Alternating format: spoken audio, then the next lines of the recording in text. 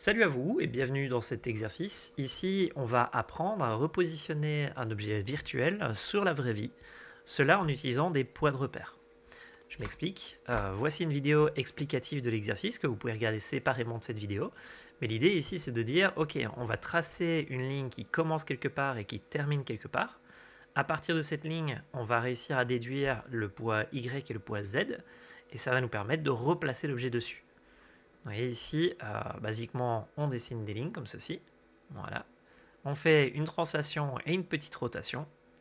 Et on se retrouve avec une voiture qui se trouve là-bas et qui va se retrouver ici.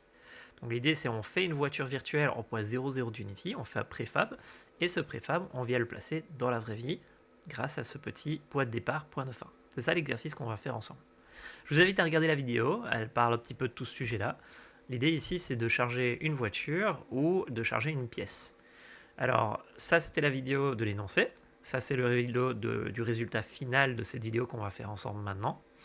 L'idée, c'est que vous allez avoir une APK avec des petits points comme ceci, vous voyez. Ces petits points vont nous permettre, en fait, d'à chaque fois de dire, bah, vas-y, tu pars de là, puis tu vas jusque là-bas, donc on laisse enfoncer le bouton, on arrive à un endroit, on relâche, et en fait, si jamais il y a un préfab qui a cette distance, eh ben, on va charger ce préfab par rapport à ces deux points. Vous voyez ici, il y avait un truc qui faisait bien 4,20 m, et donc c'était la pièce, donc on a chargé la pièce par-dessus ces deux points de départ. Donc si ça vous intéresse de savoir faire ça, donc de charger un niveau virtuel sur la vraie vie à partir de deux points, ben, je vous invite à regarder la vidéo que l'on va faire ensemble maintenant. Ceci est un enregistrement VLC que j'ai découpé de chacune des étapes pour arriver à cette destination. Donc vous avez vu l'énoncé, on veut charger un objet 3D dans la vraie vie. Le résultat, c'est que on aura ça, un outil pour pouvoir faire ça sur Git. Et ici, cette vidéo que vous allez regarder à partir de maintenant, c'est une étape par étape de comment on fait. Donc je vais commenter la façon dont je l'ai codé et j'espère que vous arriverez à refaire ça chez vous. Vous avez, si vous êtes un de mes étudiants, vous avez eu une journée où on apprend à faire du Unity avec de la réalité virtuelle. Vous avez appris à configurer un projet VR que vous avez guidé. Ici, dans cette vidéo-ci, on va plus apprendre à faire une boîte à outils sur Git qu'on va rajouter à ce projet via le Package Manager. Donc le but ici, c'est d'apprendre à faire une boîte à outils, donc de vous montrer comment on fait une boîte à outils, tout en pratiquant un petit peu les rotations et en pratiquant ce que je viens de vous montrer ici. Alors, sans plus attendre, allons-y. C'est parti. Alors, première étape, ça va être de créer du coup ce que moi j'appelle un projet de quarantaine, c'est-à-dire un petit projet qu'on va faire commencer en local et qu'on va appeler genre Q quelque chose et qu'on va aller mettre à la racine de votre ordinateur. Le but du projet de quarantaine, c'est de travailler sur des boîtes à outils, donc le projet ne sera pas guidé, c'est juste un bête projet vide dans lequel on va aller travailler. Dans ce projet vide, on va créer une boîte à outils qui, elle, est guidée et qui se retrouvera dans notre projet final. Donc, vu que maintenant on a créé ce projet vide qui commence par Q underscore pour dire que c'est un projet de quarantaine, on va aller créer un petit répertoire en ligne sur GitHub. Voilà. Alors vous voyez ma convention, c'est une convention qui m'appartient, hein, vous faites ce que vous voulez avec, vous pouvez l'utiliser si vous voulez. C'est de commencer par année, mois, jour, pour dire c'est à ce moment-là que j'ai commencé cette boîte à outils. Et puis je mets UPM pour dire que c'est un Unity Package Manager, c'est un outil qui va aller dans le Package Manager de Unity. Si c'était un projet Unity, j'aurais mis Unity, si c'était Godot, j'aurais mis Godot, et si c'était un Godot Package, j'aurais fait GDP pour Godot Package. En gros, maintenant, il faut que je donne la thématique de cette boîte à outils, et notre thématique, c'est de charger un préfab depuis 2 points. Load prefab from 2 points. On donne une petite description pour la personne qui va venir sur ce Git-là. On ajoute un README pour ne pas devoir le créer nous-mêmes, et on ajoute une petite licence Creative Commons pour que vous puissiez l'utiliser librement. Normalement, toutes mes boîtes à outils sont en dessous de la Beerware License, c'est-à-dire si je vous ai fait gagner une journée de travail, offrez-moi une bière. Mais ici, j'ai mis Creative Commons en attendant. Alors, première étape, c'est de créer ce qu'on appelle un package.json. Pour le moment, ce qu'on a, c'est un projet Git. Ce projet Git, on veut dire ceci est une boîte à outils. Pour dire à Unity que c'est une boîte à outils, on crée un fichier qui s'appelle package.json. Je fais un copier-coller d'une de mes boîtes à outils, mais vous allez voir qu'on peut la trouver la doc en ligne. Mais basiquement, ici, je dis ceci est son nom, ceci est son affichage, la version de mon outil. Vous voyez ici, si on va dans la doc de Unity, on va voir dans Package Manifest, On a toutes des informations sur chacune de ces variables et un petit exemple de ce que vous pouvez mettre. Donc basiquement, ici, on a notre nom, notre affichage, comment elle sera affichée, la version de notre package, la version Unity minimale pour fonctionner, une petite description de ce que ça fait, des petits mots-clés pour les retrouver plus facilement dans votre boîte à outils. On n'a pas de relation avec d'autres packages parce que c'est un package qui doit fonctionner séparément du reste. Et on a sample ici qui veut dire voici une démo que vous pouvez cliquer sur un bouton et ça vous le dupliquera dans votre projet. Vous allez comprendre à quoi ça sert par la suite. Mais ici, je dis juste, voilà, il y a une petite démo, elle se trouve là-bas dans mon package, elle peut être dupliquée s'il y a besoin. On met son petit nom pour qu'on sache qui on est, on met un petit guide pour dire, si vous voulez retrouver le code, il est là-bas, et on sauvegarde. Voilà, donc tout ça, c'est ce qu'on appelle des métadonnées, c'est des données qui ne servent qu'à informer l'utilisateur et à informer Unity que c'est une boîte à outils. On va changer un petit peu le readme pour qu'il soit un peu plus parlant pour la personne qui me suit. Pas très important, mais voilà, ça peut être utile. Et alors, pour la personne qui va me suivre, il va sûrement vouloir utiliser cette boîte à outils. Donc s'il est dans un projet qui n'est pas Git, eh ben, il va le cloner. Et où est-ce qu'il va le cloner? Il va le cloner dans package slash. Et vous voyez que package, c'est un dossier qui se trouve dans votre projet. Donc ici, on va mettre dans package slash. Et alors, on va mettre juste le nom du projet. Donc, peux-tu me cloner ce répertoire-ci dans le dossier package qui est dans votre projet Unity, et voici son petit nom qu'il aura dans ce dossier package. Voilà. Et alors, si jamais la personne, elle travaille pas dans un projet de quarantaine comme nous on va faire, mais dans un vrai projet, et qu'elle veut avoir ce package dedans, ce qu'elle va devoir faire, c'est ce qu'on appelle un submodule, c'est-à-dire avoir un git dans un git. Donc git submodule add, c'est-à-dire peux-tu m'ajouter dans mon git actuel un autre projet git? Voici son lien, et voici l'endroit où je vais le stocker. Donc il y a deux façons de fonctionner, il y en a même 3 ou 4 au final, parce que vous pouvez l'ajouter depuis le package manager aussi. Mais ici, si vous l'utilisez Git, il faudra utiliser une de ces deux-là. Ok, donc nous ce qu'on veut faire, c'est cloner ça dans notre projet VR. On le fera après, je pense, dans la vidéo. Ici, je vous montre juste l'endroit où ce sera stocké, ce sera dans package ici. Alors voilà, ici par exemple, si je fais un git clone, ah bah oui, on veut travailler dedans, je suis bête. On veut travailler dedans, donc on fait un git clone de ça dans notre projet de quarantaine. Vous voyez ici on a q underscore qui dit git clone ta. On va le stocker où? Dans le dossier package et on aura notre petit endroit où travailler. Donc ici on git clone et vous pouvez voir que dans mon projet, dans package, j'ai mon petit dossier avec mon petit git, ma petite licence, mon petit package, magnifique. Donc si je retourne dans Unity, hop là, tada! Alors ça c'est parce que j'ai mis du Unicode pour le faire ressortir en mettant les slash quelque chose dans le display name. Donc si vous posiez la question de c'était quoi ces symboles bizarres, c'est pour avoir la petite boîte à outils là-bas. Alors maintenant Unity a fort évolué depuis 2018 où les package managers ont été ajoutés. Et comme vous pouvez voir, maintenant on a une petite zone où on peut éditer le package .json. Donc généralement, moi je crée le package à la main et puis je viens vérifier, éditer ici s'il faut dans l'éditeur. Donc ici, documentation, c'est mon GitHub. Issue et licence, c'est aussi dans le GitHub, sauf que c'est licence. Le changelog, j'en ai pas mis, mais basiquement, c'est pour informer l'utilisateur quand vous changez votre package et ce qui a été ajouté dedans. C'est assez important si vous voulez faire un package qui est propre et beau, mais pas si vous êtes en mode vite, il faut que ça marche. L'auteur, c'est moi, donc on va mettre le git URL. Voilà, ok, si quelqu'un me cherche. Pas obligé de mettre l'adresse mail. La version de Unity, on va la laisser à 2018. La description, faites gaffe de ne pas mettre des caractères spéciaux parce que ça peut vite tout faire péter.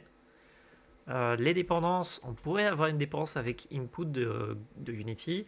Je ne l'ai pas mis parce que je ne veux pas créer d'erreur. Je préfère que l'utilisateur sache qu'il doit utiliser l'input parce que maintenant c'est par défaut. Mais si vous avez une dépendance avec, je sais pas moi, Meshbaker ou Atlas ou Finalikey ou autre comme ça, vous pouvez dire j'ai besoin de cet outil. Et alors ça mettra un message d'erreur comme quoi cet outil n'est pas dans le projet et qu'il faut l'avoir. Ok, magnifique. On vient de configurer ça. Alors vous êtes des programmeurs, donc vous allez devoir coder. Et alors dans la convention de Unity, si vous allez voir la doc, il y a un dossier qui s'appelle Runtime. Runtime, ça vous permet de dire on va créer des petits bouts de code qui seront exécutés pendant le jeu. Si vous avez un dossier qui s'appelle Editor, c'est pendant que vous êtes dans l'édition du jeu. Bon, ici, on veut créer un monoscript dedans. mais pour ça, il faut l'isoler du projet Unity pour pas qu'il y ait des références dans tous les sens. Et isoler un script du reste du projet, c'est ce qu'on appelle un assembly. C'est-à-dire, on va créer une sorte de petite poche où le code existe seulement à cet endroit-là. Donc, on crée un assembly. Pour être sûr qu'il ne soit pas le même que les autres, on va utiliser la convention d'Unity qui est de dire pays, entreprise, sujet. Et puis on va terminer par .runtime, parce que dans la doc, il était mis .runtime à l'époque où moi je créais des outils. Donc voilà, il nous a créé un petit nom. Alors, vous savez que quand on est en C#, on a tendance à utiliser ce qu'on appelle des namespaces pour dire ce bout de code, il appartient à Eloi ou il appartient à cette boîte à outils. Et si vous voulez que quand vous créez un script Unity, le namespace soit ajouté d'office dedans, et ben vous pouvez le mettre ici. Donc ici, je vais mettre Eloi. Two-point loader pour dire c'est un truc qui permet de charger à partir de 2 points. Et comme ça, à chaque fois, mes scripts commenceront par namespace. Vous allez voir, on le verra une fois que je créerai un script. Alors, pour fonctionner, mon outil n'a pas nécessairement besoin des inputs, mais c'est vrai qu'on va devoir écouter au fait d'enfoncer et de relâcher des touches. Et ça, c'est un input. Et bien que je l'utilise que dans un seul script, ça fait une référence vers là. Je pourrais dire à l'utilisateur débrouille-toi, mais pour la démo, ça va pas être simple. Donc je préfère ajouter une dépendance vers le Unity Input System qui dit j'ai besoin que ce script existe pour que je puisse fonctionner. C'est ça que je fais ici. Et le fait d'avoir décoché GUID, ça veut dire que plutôt que d'utiliser l'ID exact de ça, j'utilise son nom, donc unity.inputSystem. Donc ça va regarder si celui-là existe quand je suis ajouté dans un projet, sinon ça va mettre un message d'erreur. Ok, on apply, et me voilà avec un petit assembly où je vais pouvoir mettre du code C# qui n'a pas besoin de connaître tout l'ensemble du projet. Donc il a sa petite poche personnelle. Ici, du coup, on va créer des dossiers, évidemment, pour que notre boîte à outils soit propre. Donc un petit dossier scène. Dedans, on va créer une sorte de démo. Voilà. Et alors, pour pouvoir stocker cette démo et qu'elle soit duplicable, ma convention, c'est toujours créer scène puis démo et de mettre ça dans package.json. Donc ça veut dire que tout ce qui sera dans le dossier démo sera dupliqué quand l'utilisateur voudra voir à quoi ressemble notre outil. Voilà, je mets ma démo, je mets un petit cube, magnifique. On met un petit dossier préfab pour dire, là, il y aura des préfabs si tu veux, tu pourras les utiliser. Donc, tu n'auras besoin que de le drag and drop. Et dans ces préfabs, évidemment, les premiers qu'on va essayer d'utiliser chez nous, c'est un préfab de A4. Une feuille A4, ça fait 120 sur 297, comme vous pouvez voir, millimètres. Donc, on va créer une petite feuille A4 de 120 sur 110 sur 297. Voilà, on fait un petit cube, on l'aplatit, magnifique. On lui donne des petites mesures, on le met là. On ne veut pas qu'il soit centré, on veut qu'il soit un petit peu décalé vers la droite. Donc on va faire diviser par 2. Et on va le faire descendre, voilà. On le remet en 0, et voilà. On a une petite feuille A4. Bon, elle est grisâtre, donc autant créer un petit matériel. Donc on va créer un matériel, mais avant ça, on va créer un point de repère. Vous voyez ici, on va considérer qu'à chaque fois qu'on met un objet, préfab dans notre outil, il va être par rapport à un point en bas à gauche. Donc ça, ce sera le point de pivot, l'ancrage de placement, si vous voulez. Donc on aura Z, X et Y ici au-dessus. Donc on met un petit point ici, magnifique. Ensuite, on crée notre fameux petit dossier matériel. Comme je vous dis, j'aime pas avoir une feuille grise, donc on va créer un petit matériel genre A4 blanc qu'on va déposer dessus en disant voilà, ma feuille elle est blanche, magnifique. Bon, elle est un peu épaisse, donc je vais la réduire à 1 mm, magnifique, parce que là elle faisait 1 cm. Et nous voilà avec une jolie petite feuille blanche. Bon, cette feuille blanche, on va en créer un préfab, mais c'est vrai que pour mieux visualiser, dans mon cours, je vous fournis un direction.gizmo. Donc ça, ce sera sur le GitHub dans la description. Et ce petit GitHub Gizmo, il va juste nous permettre de mieux visualiser un peu où on se trouve, vers où on vise. Donc je crée un petit dossier A7, 3D, et je dépose le Gizmo. D'ailleurs, si vous le cherchez, il est du coup dans le Git final, le guide de solution que je vous ai présenté. Donc je dépose mon Gizmo dans la scène, voilà. On va le placer, on va le mettre en Z, Y, donc on le bouge un peu, on va le déplacer, le scaler. Donc c'est ça que je vais prendre un petit peu de temps à faire. Alors, vu que j'en ai 3, je vais faire un petit préfab et le dupliquer, évidemment, histoire de ne pas devoir à chaque fois le faire. Voilà, magnifique. J'en fais un devant, un derrière, un à gauche. Vu qu'on essaie d'être propre, on va essayer de prendre le temps de mettre un petit matériel avec un petit nom parlant. Donc, par exemple, ici, Blue Z, Red X, Green Y. On dépose ça sur les axes. et je vous conseille vivement d'avoir ça dans votre projet, une sorte de petit gizmo avec les axes pour mieux comprendre les rotations. Alors, à la base, je pensais vous faire un exercice sur les rotations, mais au final, en fait, il y a très peu de rotations dans cet exercice. Je vous invite à essayer de le faire une fois avec les transforms de Unity, et puis de le faire une fois avec des vraies rotations, si vous devez pratiquer les rotations. Donc voilà, on le rétrécit un tout petit peu à genre 10 cm, à 0,1% d'un mètre, histoire quand même que ça prenne pas toute la place. Donc voilà, magnifique, on a une feuille et on a un axe. On sauvegarde le debug gizmo pour avoir un petit préfab. Voilà, on le met un petit peu plus haut pour qu'il ne soit pas rentré dans la feuille. Et nous voilà avec une petite feuille et un gizmo.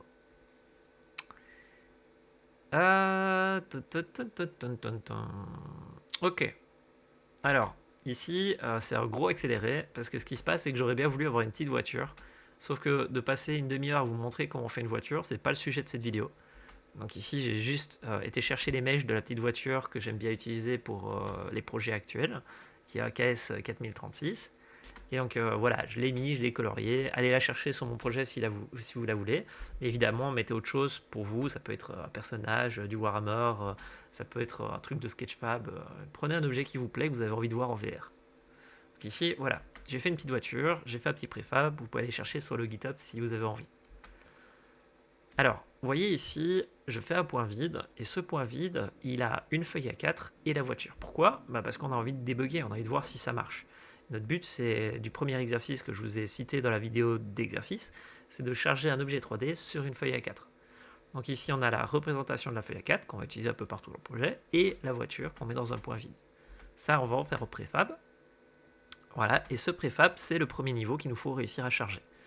Donc, dans l'exercice que je fais avec vous ici, on doit charger plein d'objets selon la distance, mais dans la première partie de l'exercice, il faut déjà réussir à charger un seul objet à un endroit donné sans pour autant que ce soit dynamique. Donc ici, voilà, ça c'est ce qu'on veut charger, ce petit préfab là, on veut le déplacer quelque part. Alors, magnifique, magnifique, magnifique. Donc voilà, par exemple ici on a une feuille là-bas, et notre but c'est de faire en sorte que le préfab de la voiture se retrouve là-bas, en soi. On a une petite feuille, on a un préfab dupliqué, on est content. Donc je fais un petit point vide pour qu'on s'en souvienne quand on arrive dans la démo. Where to duplicate, c'est l'endroit où on veut que ça aille. Voilà. Et what to duplicate, c'est ce qu'on veut dupliquer et envoyer là-bas. Donc ça c'est juste pour qu'on puisse se souvenir. Ok. Réfléchissons à ce qu'on doit faire par la suite. Je me souviens que la première chose que j'ai fait, c'est les inputs. Les inputs d'écouter au fait de cliquer et de relâcher. Ah oui. Basiquement, ici, on va devoir cliquer et relâcher. Et ça va, du coup, générer un point de départ et un point de fin. Ce point de départ et ce point de fin, il va nous permettre de déplacer l'objet là où on veut. Mais du coup, vu que pour l'instant, j'ai ni l'input, ni le point, ni le script, je crée juste déjà deux petits points en disant, voilà, ça c'est le point de fin, ça c'est le point de départ par rapport à la feuille. Et ça va nous permettre de faire des petits tests. Donc le point de fin, il se trouve à 21 cm à droite. Voilà, ici, vous voyez, on a le point de départ, le point de fin. Et ça nous permet de déjà faire un test ou l'autre très rapidement sans pour autant devoir faire de la VR. Parce qu'en fait, l'idée, c'est que si vous faites de la VR directement et que vous êtes en mode je crée mon outil directement dans le casque, en fait, vous allez perdre du temps à chaque fois que vous faites play. Ça va perdre 2 minutes pour faire play, tant que le link se lance et tout. Si votre casque se met en veille ou a plus de batterie, vous êtes bloqué. Donc, c'est pour ça qu'on fait un projet qui est non VR. Et donc, on crée une sorte de scène de simulation pour se dire, ok, voilà, on a ça, on a ça. Ok, donc tout ça pour dire. Ici, avant de partir sur le code et les inputs, il faudrait déjà vérifier que notre package il fonctionne, parce que là on a créé un dossier package.json, mais on n'a pas été vérifié si le Git fonctionnait réellement dans le projet final. Donc faut toujours vérifier. Donc ici ce qu'on va faire, c'est qu'on va faire un petit git add point pour dire on l'ajoute, git statut pour vérifier que tout se trouve bien dans le add, git commit-m pour dire voilà on va ajouter les bases de mon outil pour vérifier si ça marche. N'oubliez pas de mettre un commentaire. Un petit git pull pour se mettre à jour, parce que souvent j'écris sur le readme qui se trouve en ligne, et un petit git push pour mettre tout ça en ligne. On fait un petit git remote-v pour dire tu peux me rappeler à l'endroit où je me trouvais au niveau du git, c'est-à-dire montre-moi l'origine, et on va aller voir l'origine. On peut voir que les fichiers ont bien été placés en ligne, donc on va pouvoir essayer de vérifier si ça fonctionne. Donc on prend le lien git, le HTTPS qui est en ligne, Alors attention que si vous faites un package privé, il faut vraiment que votre ordinateur ait le même compte. Ici, je l'ai mis en public, c'est-à-dire n'importe qui peut l'utiliser, mais si vous faites un truc en privé, évidemment, il faut que vous ayez l'autorisation d'accès. Alors, pour que cet atelier fonctionne, il faut évidemment aussi que Git soit installé sur votre machine, parce que le package manager de Unity utilise Git. Alors, on va aller dans le projet final. Vous voyez ici, j'ai le projet de quarantaine, qui est l'endroit où on va pratiquer la boîte à outils, là où les boîtes à outils, et le projet final qui, lui, est bien gitté. Donc, on va aller l'ouvrir. Une fois qu'il est ouvert, on va aller dans le package manager. Donc, on attend qu'il s'ouvre. Vous voyez qu'il est déjà prêt, vu que cet exercice suit le fait d'avoir configuré un projet Unity. Donc on va aller dans le package manager, voilà, ici, magnifique. On va aller sur le petit plus tout au-dessus, dans Git URL, et on va aller déposer notre URL dedans. Voilà. On va pousser sur le bouton install pour dire vas-y, installe-le. Donc ça va aller chercher en ligne si le package existe, s'il est valide, si tout se passe bien. Donc ça tourne, ça tourne. Et si vous voyez un petit message comme ceci, c'est que ça a fonctionné. Donc vous n'avez pas fait de faute d'orthographe, de virgule ou quoi que ce soit dans le package JSON, parce que ça arrive souvent avec les étudiants, d'avoir juste une virgule qui manque. Donc, si vous voyez ça, c'est qu'on est bon, c'est-à-dire qu'on peut continuer le code, on peut continuer la suite, vu qu'on a réussi à charger un package dans le projet final. Alors, remarquez qu'on n'a pas utilisé de Git submodule, parce qu'en fait, vu qu'on l'a ajouté par le package manager, c'est le package manager qui va le gérer lui-même. Alors, vous voyez, il y a un petit bouton sample. Sample, ça veut dire télécharge la démo. Donc, on va faire import. Et en fait, ça nous permet de télécharger, donc de faire un gros copier-coller du dossier dans votre projet. Donc, parce qu'en fait, une boîte à outils, elle est censée être en lecture seule. Donc, si vous voulez la modifier, il faut la dupliquer pour jouer dedans. Et ici, on a une petite scène, vous voyez, avec directement ce qu'on a créé de l'autre côté. Tada! Donc, ça veut dire que là, si vous venez sur un projet quelconque et que vous copiez le projet via le package manager, vous pouvez faire pareil, vous faites sample et boum, vous avez une petite démo pour débuter. Cette démo, où est-ce qu'elle se trouve? Vous voyez qu'ici, elle n'est pas dans package, hein, mais par contre, on peut voir que dans le manifeste, et ça c'est important si vous ne savez pas faire des boîtes à outils, dans le manifeste, tada, on peut voir toutes les boîtes à outils que Unity vous a installées pour que votre projet fonctionne, mais on peut voir la note qui a été ajoutée, commençant par son namespace et avec l'URL derrière de quelle boîte à outils on utilise. Notez que dans cette URL, vous pouvez mettre des commits, c'est-à-dire dire je veux ce projet à partir de ce commit-là précisément, ce qui permet de locker et de ne pas avoir un projet dont les versions changent au fur et à mesure. Mais ça, c'est un détail. Donc, si jamais vous êtes avec un client et que vous finissez un projet et que vous dites ok, on ne touche plus au projet, vous pouvez mettre hashtag le numéro ici de commit qui se trouve là-bas, et ce sera toujours ce commit qui existe en ligne. Donc pour peu que vous ne détruisez pas le projet GitHub, il n'y aura plus de problème sur les mises à jour. Ok, donc ici, basiquement, ce petit chemin que je viens de vous montrer dans le manifeste.json, c'est comme ça qu'on fait pour ajouter manuellement, sans passer par l'interface graphique, des outils. Donc il est fort possible qu'un développeur a envie de copier-coller votre boîte à outils en ajoutant ça dans le manifeste, donc on lui prépare ceci. On lui dit, tiens, si tu veux mon outil, tu peux ajouter dans le manifeste.json cette ligne-là. Moi, quand je travaille sur un projet Unity, j'ai genre une vingtaine de boîtes à outils, je prends les vingtaines, je fais un petit texte et je le dépose. C'est quand même plus simple que de le faire à la main un à un. Ok, donc là, on a vérifié que ça fonctionne. On va rajouter le petit truc pour l'utilisateur. D'ailleurs, vous voyez que ici, je reviens en arrière, là, notre projet, il a été dupliqué. Vous voyez, il a dupliqué notre URL dans librairie, donc le dossier temporaire de votre projet, dans package cache, et vous voyez qu'ici on a le namespace et le numéro de commit, c'est-à-dire l'ID de où se trouve le code sur le GitHub, le hash. Si vous ne savez pas ce que c'est un hash, je vous invite à aller regarder, mais c'est le petit numéro qui se trouve là-bas. Vous voyez, quand vous faites un projet, il y a plein de sauvegardes, et chaque sauvegarde est attribuée avec un hash. C'est ce petit numéro qui dit c'est là l'état du projet qu'on veut. Tada! C'est cool, hein? Je trouve ça trop cool, moi, personnellement. Tout ça pour dire, ça a marché. Donc on peut fermer le projet et retourner à notre boîte à outils. Ok, donc notre boîte à outils. On avait pour le moment préparé l'aspect 3D, on avait une petite feuille, on avait un petit modèle 3D. Maintenant il va falloir commencer à coder. Donc on va dans notre runtime, on crée un petit monoscript. Alors ça c'est une convention débile, dégueulasse à moi, mais que j'utilise dans tous mes projets. C'est que après trouver vos scripts à vous au milieu du foutoir que devient un projet, c'est pas toujours facile. surtout quand vous faites beaucoup de boîtes à outils. Donc moi, je commence toujours par le sujet du script de la boîte à outils. Donc ici, toPointLoad, underscore, et puis je mets le nom de la classe qu'il a. Ce qui me permet en fait de pouvoir retrouver plus facilement. Genre si je fais du debug watch pour voir le nombre de millisecondes, bah, je mets watch et mon script ressort du lot très rapidement. Donc ici, nous, ce qu'on fait, c'est toPointLoad pour dire on veut charger à partir de 2 points, input button parce qu'on va devoir écouter à des boutons. Donc plutôt que d'avoir une dépendance vers ma boîte à outils qui a les inputs, bah, je duplique le script en question et puis je repars de ça. Vous allez voir, on va aller dans ma boîte à outils que j'utilise quand je fais du prototypage en GameGems, qui s'appelle TickMono. Je vais aller chercher le fameux script dont j'ai besoin.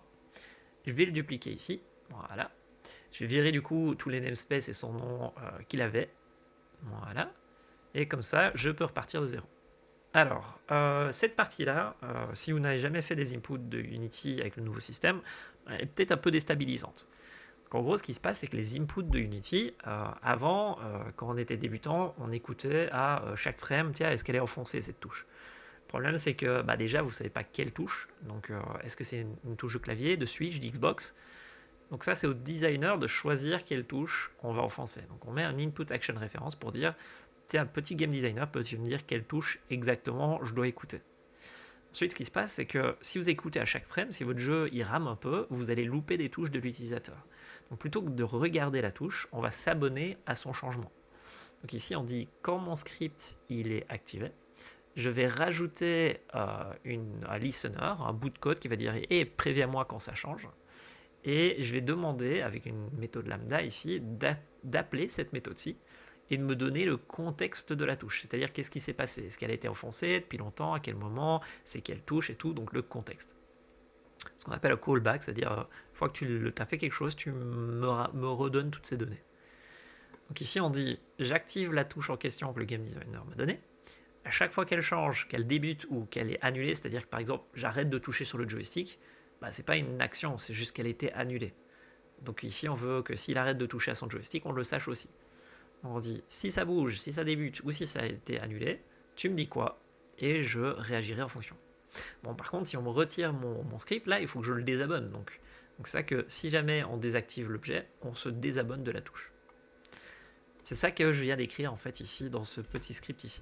Alors notez que du coup, j'ai besoin de inputengine.inputUnity, unityengine.inputsystem, pardon, pour dire j'ai besoin de comprendre déjà ce que c'est une touche. Donc si vous ne l'avez pas mis dans votre assembly tantôt, vous devriez avoir un message d'erreur ici, parce qu'on réfère vers quelque chose d'extérieur à notre petite boîte à outils. Ok, ici, ma manière de prévenir le designer que ça s'est bien passé, c'est d'utiliser des Unity Events. Donc le Unity Event, il dit, ok, ça a changé, c'est enfoncé ou c'est relâché. Unchanged. On, ça veut dire si quelque chose. Et m underscore, c'est pour dire c'est une variable membre de ma classe et elle est privée, elle est censée être privée. Bon, là, elle est publique, mais elle est censée être privée. C'est une manière pour moi de dire, ok, je fais du prototypage, si tu veux, tu peux t'abonner ici, mais elle est censée être privée. Donc ici, voilà, on met un petit ispress pour pouvoir débugger, c'est-à-dire que ça nous permet de voir si ça marche ou pas. Et on va aller s'abonner.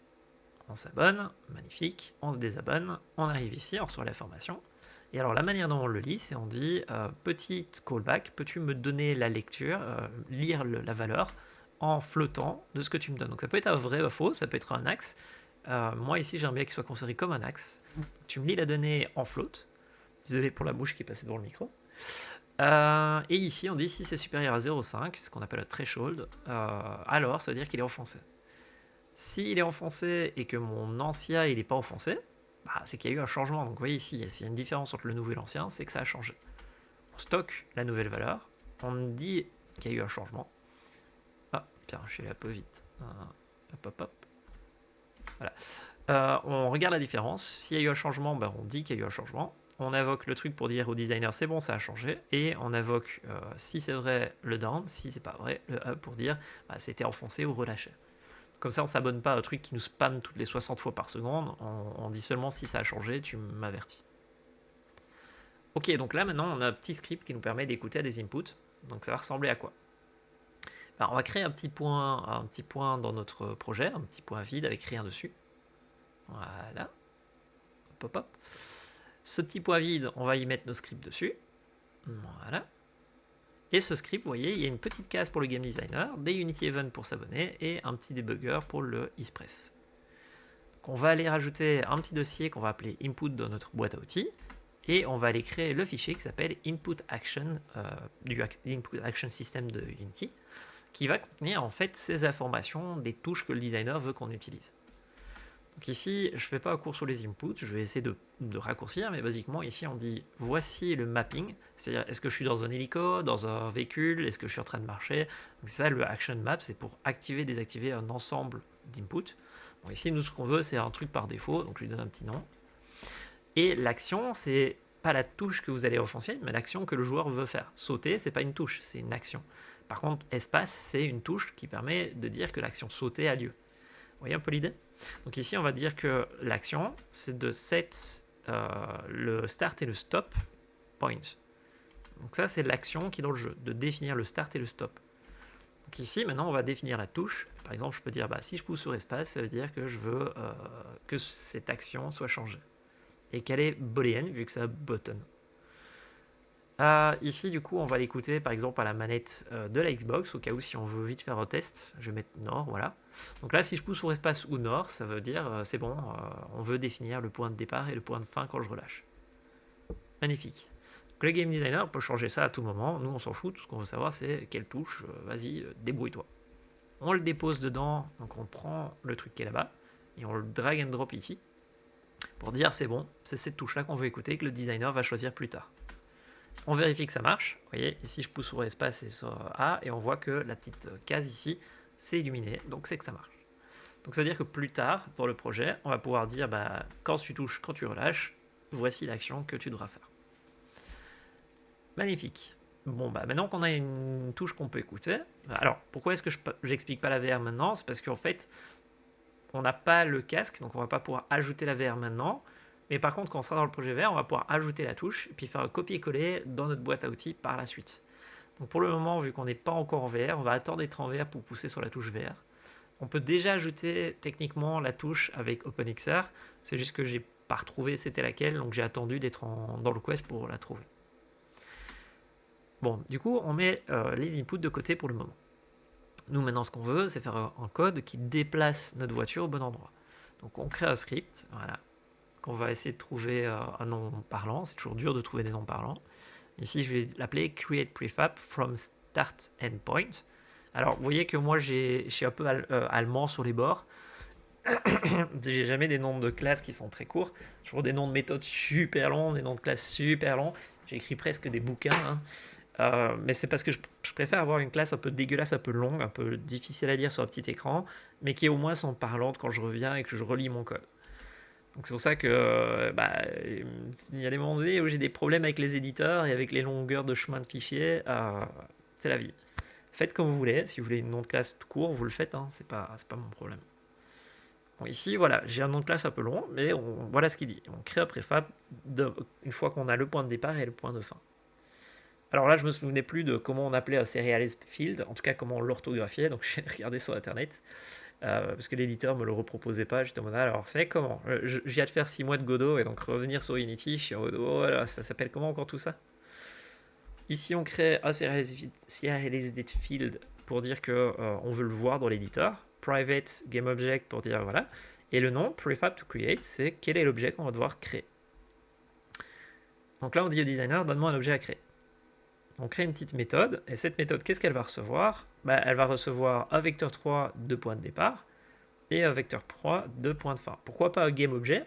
Parce que nous, ce qu'on veut, c'est pas nécessairement être dépendant de Unity, du Transform et des GameObjets. On veut que mathématiquement on dise c'est là, et comme ça, peu importe ce qu'il y a derrière au niveau du code, c'est juste donne-moi le point. Donc ici, donne-moi le point de départ, donne-moi le point de fin, et je saurai où créer tout ça. Ok, du coup, on crée un objet qui a duplicate, donc un instantiate du préfab que le game designer m'a donné. Donc GameObject.instantiate préfab. On le stocke en tant que l'objet qui vient d'être créé dans la scène. Magnifique. Et cet objet qui vient d'être créé, sa position, ça va être au final le point de départ. Sauf que on va pas le changer maintenant, on va le changer plus tard. Parce que avant de le déplacer, si vous avez regardé la vidéo d'introduction sur l'exercice, et ben vous avez compris que c'est plus facile de le faire tourner quand il est en 0, 0. Parce qu'une fois qu'après, quand on est un peu plus loin, ça peut créer plus facilement des problèmes quand vous devez utiliser des quaternions et des vecteurs. Donc on va d'abord le faire tourner, puis le bouger au bon endroit. Donc là, on lui dit juste error 0, 0, tu vises vers l'avant. Donc c'est quaternion.identity, ça veut dire vise vers l'avant. 0, ça veut dire error 0. On a une rotation pour laquelle on va devoir appliquer, sauf que j'ai pas envie de me concentrer sur le calcul tout de suite. Je veux d'abord vérifier que le reste fonctionne. Surtout que la translation est plus facile que la rotation. Donc pour l'instant, je dis ok, la rotation elle est de 0. On va la faire plus tard. On va la calculer plus tard. Donc ici, on fait create transform pour rotate. Alors, on ne veut pas tourner sur n'importe quel axe, on veut tourner sur l'axe des Y. Donc là, elle est en 0, 0 pour le moment. Donc on n'utilise pas des quaternions et des vecteurs dans cette vidéo-ci parce que je voulais. Et puis finalement, j'ai utilisé les méthodes de Unity en me disant que je vous montrerai les rotations après. Donc ici, basiquement, on fait un petit rotate. Il me dit, bah, ok, mais sur quel axe? Alors on utilise the learn pour pouvoir dire c'est up. Donc on tourne autour du Y. Et il me demande l'angle de rotation. Alors là, pas besoin de delta, on veut vraiment faire une vraie rotation. Et on lui dit, bah, celle que j'aurais calculée plus tard. Pour l'instant, c'est une rotation de 0. Donc notre objet, techniquement, là, il est retourné dans le bon sens. Bon, maintenant, ce qu'il faut faire, c'est prendre notre objet et le déplacer à l'endroit où il devrait être. Et l'endroit où il devrait être, bah, c'est le world point start. Et puis tourner avec le world point end. Mais là, on veut aller au world point start. Donc comment on fait ça? Bah, en fait, c'est la direction, c'est vers là-bas. Donc finalement, bah, c'est world point start. On n'a pas besoin de faire une soustraction ici, vu qu'on est déjà en 0. Donc on fait create transform position égale notre direction, c'est-à-dire le world point start. Magnifique. Alors, maintenant qu'on a calculé ça, ça veut dire que techniquement, si vous me donnez 2 points, on va le déplacer. Le calcul ici, on le fera plus tard. Est-ce qu'on est bon? A priori, oui. On va aller tester un petit peu tout ça. Alors, au début, j'ai mis GameObjet ici, parce que ça me permettait de dire, bah voilà, on te l'a déplacé, on l'a créé. Sauf qu'il s'avère que quand j'ai utilisé les Unity Events de Unity, maintenant on ne peut plus faire ça, et du coup la méthode n'apparaissait pas. Dans le temps, on pouvait, mais là on peut plus. En fait, ça me permettait de donner aux développeurs la possibilité de récupérer l'objet qui a été créé, sans passer par Unity Event, mais Unity ne me laissera plus faire. Donc je vais devoir le virer après.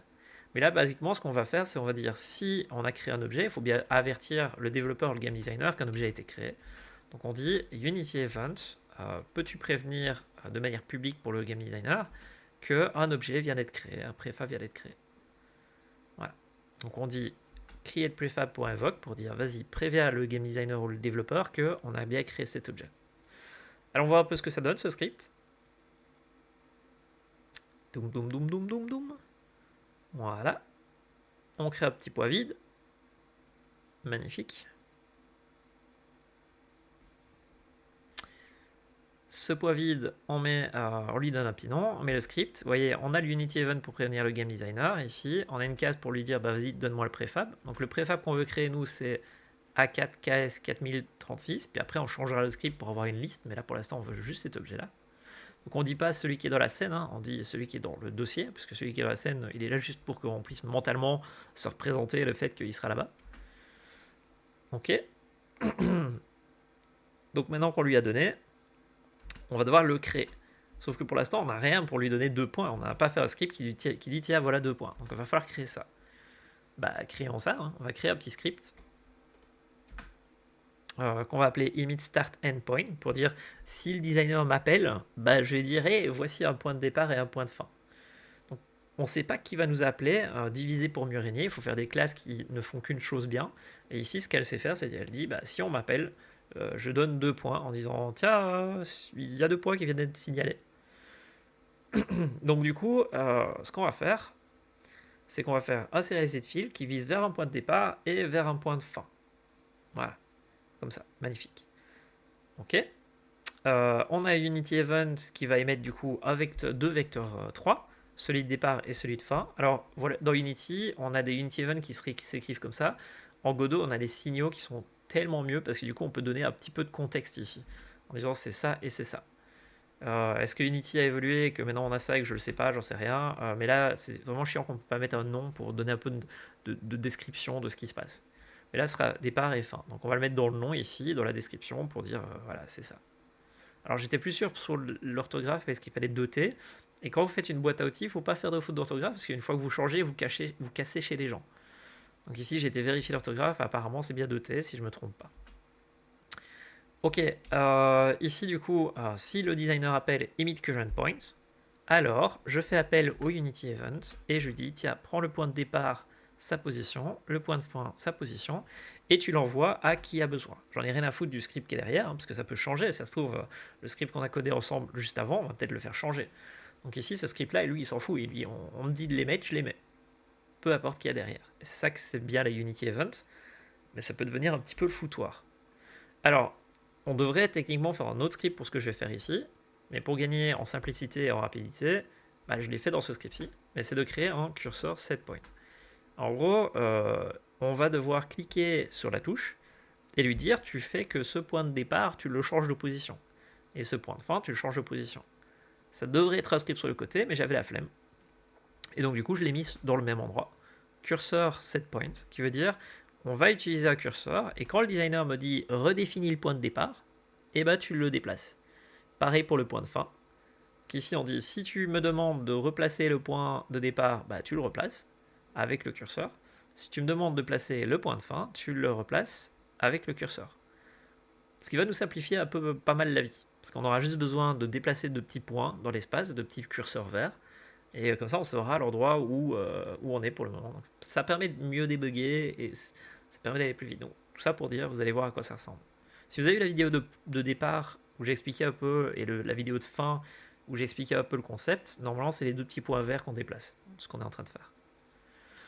Ok, on fait un petit contexte menu parce que j'ai pas envie de devoir me casser le cul à faire un script pour appeler cette méthode. Donc, je fais juste un contexte menu pour qu'on puisse vite tester. Ça nous permet de faire clic droit, appelle cette méthode. Désolé pour la vulgarité, j'ai dit casser le cul. Alors, ok, donc on a un contexte menu. Quand on clique dessus, ça va appeler le fait d'émettre les deux petits points qui se trouvent là-bas. Donc, qui est-ce qu'on va devoir appeler notre script, hein, ici, qui va essayer de charger l'objet 3D. Donc, on vise vers le chargeur 3D. Et les deux points qu'on va utiliser, c'est le point qui se trouve ici et le point qui se trouve là-bas sur la feuille 3D. Donc, ces deux petits points-là. Donc, start et end. Le curseur, on va en créer un, hein, parce qu'on n'en a pas encore. Donc on va créer un petit point vide. Magnifique.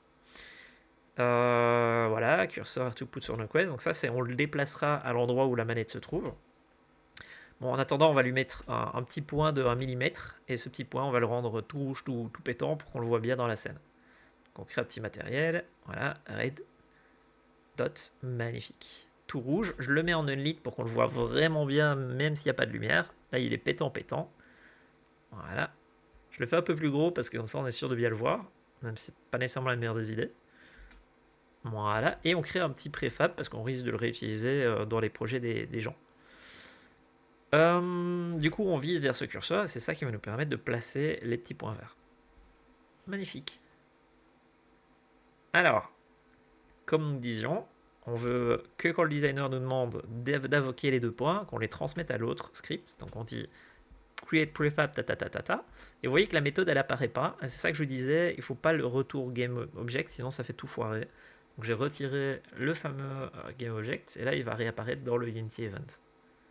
On va sauvegarder, on retourne dedans et là on peut voir qu'on a notre fameux create from start and end point qui prend 2 vecteurs 3. Voilà, et vu que notre script à nous il émet 2 vecteurs 3, on va pouvoir l'appeler. Tada! Ok, magnifique. Donc là, si je fais play, on a notre jeu qui se lance. Magnifique. Je fais clic droit dessus pour appeler le contexte menu qui se trouve là-bas. Je clique droit et comme vous pouvez voir, ça a créé un préfab que ça a mis ici. Puis ça l'a déplacé là-bas. Et vu qu'on n'a pas encore géré la rotation, il est bien vers l'avant ici. Donc là, notre script a fonctionné. On a dit prends ces deux points, tu le déplaces et tu le tournes, mais de 0 degré. Donc ici, il n'est pas tourné, mais il a été déplacé. C'est-à-dire qu'on a bien un préfab qui s'est créé, on est bon. Bon, du coup, attaquons-nous à cette fameuse rotation. Qu'est-ce qu'on veut? On a un point de départ. Et vu que j'ai pas envie d'écrire world point start tout le temps, je vais l'appeler genre S, puis on va le renommer en start après. End, voilà. Et basiquement, moi, je veux pas le faire tourner en 3D, je vais le faire tourner en 2D, c'est-à-dire sur l'axe des Y. Donc il faudrait qu'on aplatisse cette donnée, qu'on l'écrive avec un Y qui est égal pas à 0, mais à la même valeur que son point de départ. Et d'ailleurs, si jamais vous voulez faire un script qui ne charge que si les points n'ont pas de volume 3D, à ce moment-là, ce que vous pouvez faire, c'est isUpFlat. Si le e.y est supérieur à un threshold, alors normalement, il faut faire end moins y pour avoir une valeur. Oubliez cette donnée-là, mais c'est juste pour vérifier que le point, il est bien plat. Parce que si vous faites une feuille plate, c'est bien. Mais si vous mettez une ligne qui est en diagonale dans la vraie vie, ça peut fausser vos calculs. Mais on s'en fout, oubliez ce que j'ai à dire. Bon, nous, ce qu'on veut, c'est une donnée plate. Et une donnée plate, c'est quoi? C'est le start, enfin, c'est le end, mais avec la donnée du start.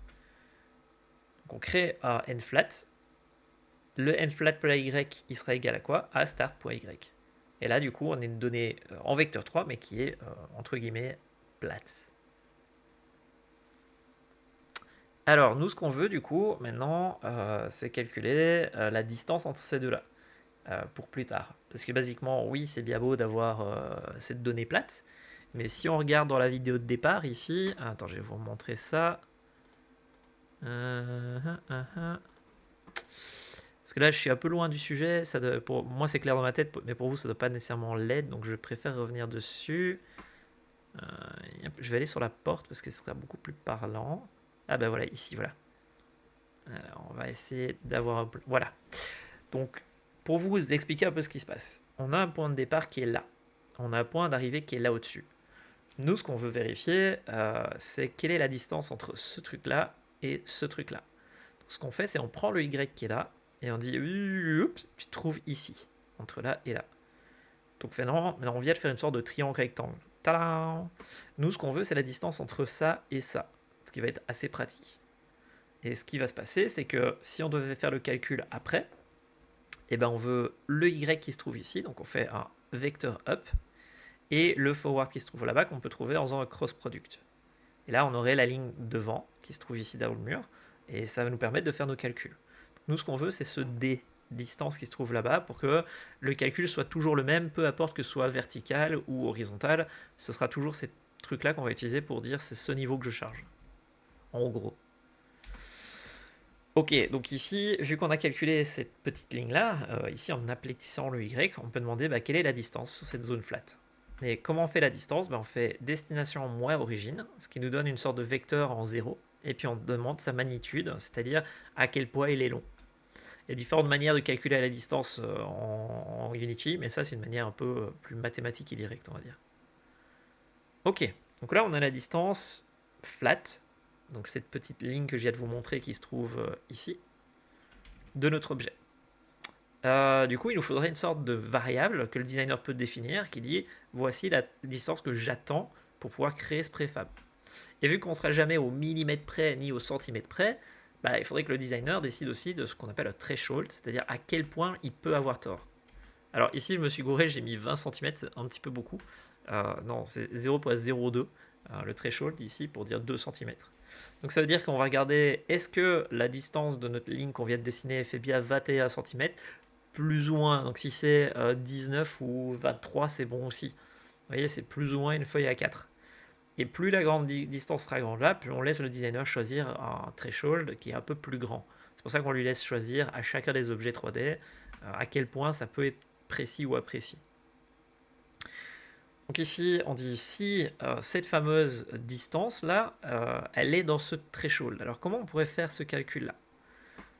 On crée un delta, qui veut dire, delta en fait en anglais, ça veut dire la différence entre deux valeurs. Donc c'est delta time, par exemple, c'est la temps entre les deux frames. Ici, le delta, c'est la différence entre ce que le designer nous demande ici et la valeur réelle qu'on a reçue. Donc ici, on va faire require distance in meter, donc la valeur du designer, moins la distance qu'on vient de trouver. Ce qui va nous donner une valeur en négatif. Nous, on veut une valeur en absolu. Donc on va faire mathf.absolu pour dire je m'en fous du signe. Voilà. Et maintenant, on va pouvoir comparer ce delta, donc cette différence entre les deux, et dire si le delta il est inférieur à ce que le threshold que le designer m'a demandé, et à ce moment-là, ça veut dire qu'il est dans la bonne distance. S'il est dans la bonne distance, on peut appliquer le reste du calcul. Alors vous voyez que ici j'ai fait une erreur, j'ai créé et puis j'ai vérifié, et donc je le corrige plus loin dans le code. Mais basiquement, on dit si jamais le delta il est bon, on peut continuer. C'est-à-dire le tourner, le bouger, etc., etc. On n'a toujours pas calculé le fait de le tourner pour le moment. Ici, je dis juste que le code est pas très propre, parce que basiquement, j'utilise des transforms et tout, je n'utilise pas des quaternions, pas des vecteurs, pas des trucs de maths. En gros, il est pas le meilleur du monde, mais ça fonctionne. Ok. Et ben c'est cool, ça, on peut techniquement vérifier la distance entre les deux. Bon, bah, on vérifie si ça marche, hein, en soi. Alors je me souviens plus si je fais le calcul de rotation et puis que je vérifie. Je crois que je vérifie d'abord. Ouais, voilà. Alors, vu que ces points-là, on va devoir les utiliser souvent, je les copie et je les mets à l'extérieur de la feuille, parce que le but, c'est pas que seul pour un seul objet, hein. Donc là, j'ai dupliqué les points pour qu'on puisse jouer un peu avec. Je les retape correctement dans le code qu'on avait fait ensemble. Comme ça, je vais pouvoir jouer avec des points là-bas. Voilà, magnifique. Je vais prendre la caméra et me planter 2-3 fois sur le fait de l'aligner. Il y a un bouton ici qui est Move to View, qui veut dire tu déplaces la caméra là où je suis en train de regarder, et je me suis planté comme un débile à chaque fois. C'était marrant. Voilà, donc j'ai déplacé la caméra pour qu'on puisse débugger un peu plus facilement. Magnifique. Si vous ne connaissiez pas ce truc-là, il est très très pratique. Donc là, on a un point de départ et un point de fin. On peut voir que le point de fin, il est beaucoup plus loin que 2 cm ici. Donc si je fais play et que je fais le contexte menu, techniquement, l'objet ne devrait pas être... il devrait apparaître parce que je l'ai mal placé dans le code, mais il ne devrait pas être déplacé au bon endroit. Donc ici, on peut voir qu'il a été créé et qu'il a été déplacé. Attends.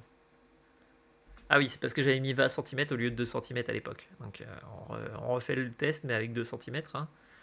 On met 2 cm, voilà.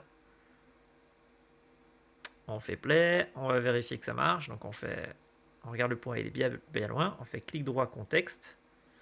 On crée l'objet et on peut voir qu'il n'a pas été déplacé. Donc là, il a été créé parce que j'ai eu un bug, parce que j'ai pas bien écrit mon code, mais il n'a pas été déplacé. Donc il a bien regardé la distance. Il a fait ah, c'est pas la bonne distance.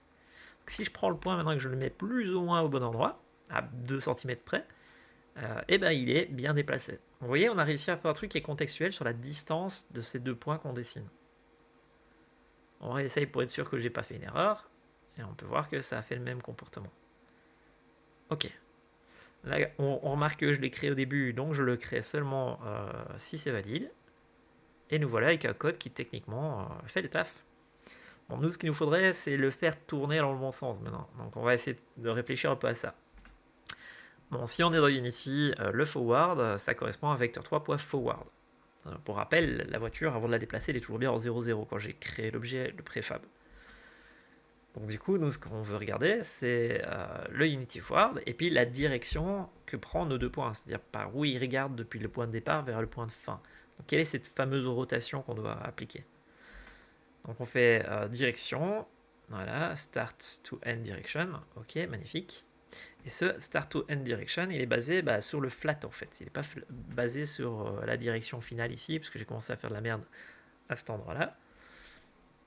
Il est basé sur le n flat moins le start. Donc n flat moins le start. Et vu qu'on a écrasé le y là-bas, ça nous donne la bonne direction finalement. Donc une direction qui est 3D, oui, mais techniquement en 2D. Donc maintenant, on veut demander l'angle entre les deux, et il s'avère que Unity, il a déjà une méthode pour nous qui existe, qui s'appelle SignAngle, qui veut dire, peux-tu me donner l'angle signé, donc avec le négatif, entre ces points? Alors pour calculer l'angle, peu importe le signe, c'est from to, mais avec le signe, il faut que vous lui donniez un axe pour dire par rapport à quoi.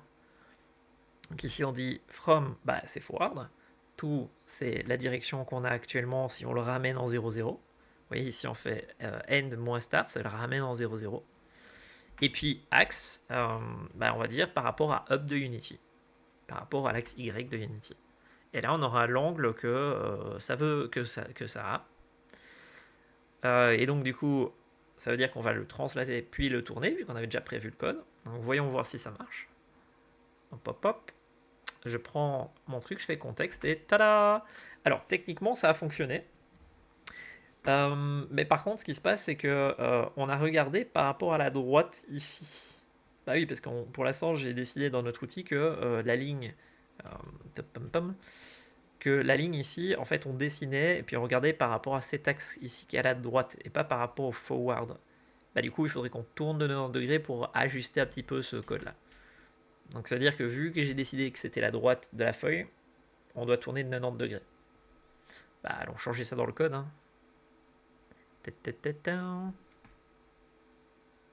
Vas-y, Éloi du passé, tu peux le faire. Voilà, moins 90 degrés. Tadam, on reteste.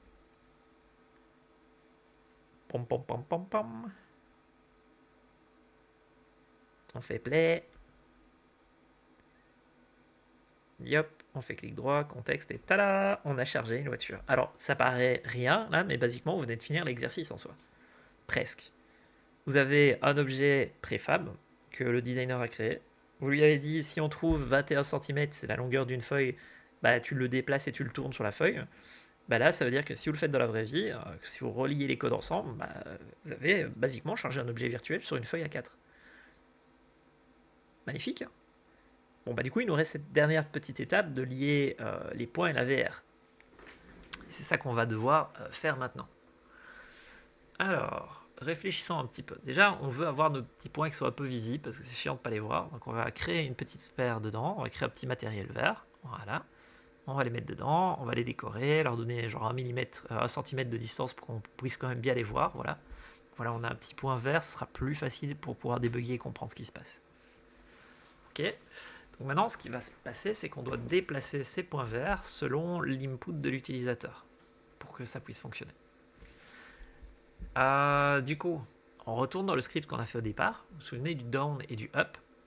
Et là, on va dire, bah, si jamais tu enfonces, bah, tu appelles le fameux code là qu'on avait avec le curseur et tu lui dis, bah, peux-tu définir le point de départ, ici le point de fin, par exemple, avec le curseur. Donc là, c'est down, donc c'est start. Donc tu dis, tu vois l'endroit où ma manette est pour le moment, et bah, c'est l'endroit où je veux le start.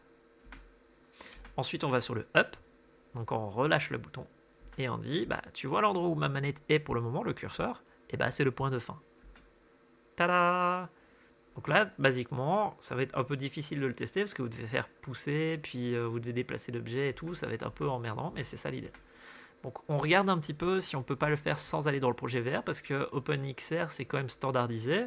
Dans l'input de Unity, il y a déjà un truc. Donc vous voyez, on peut le lier à des manettes, par exemple au back, au forward, au primary action. Donc il y a quand même des boutons, donc on pourrait le faire génériquement pour que ça marche.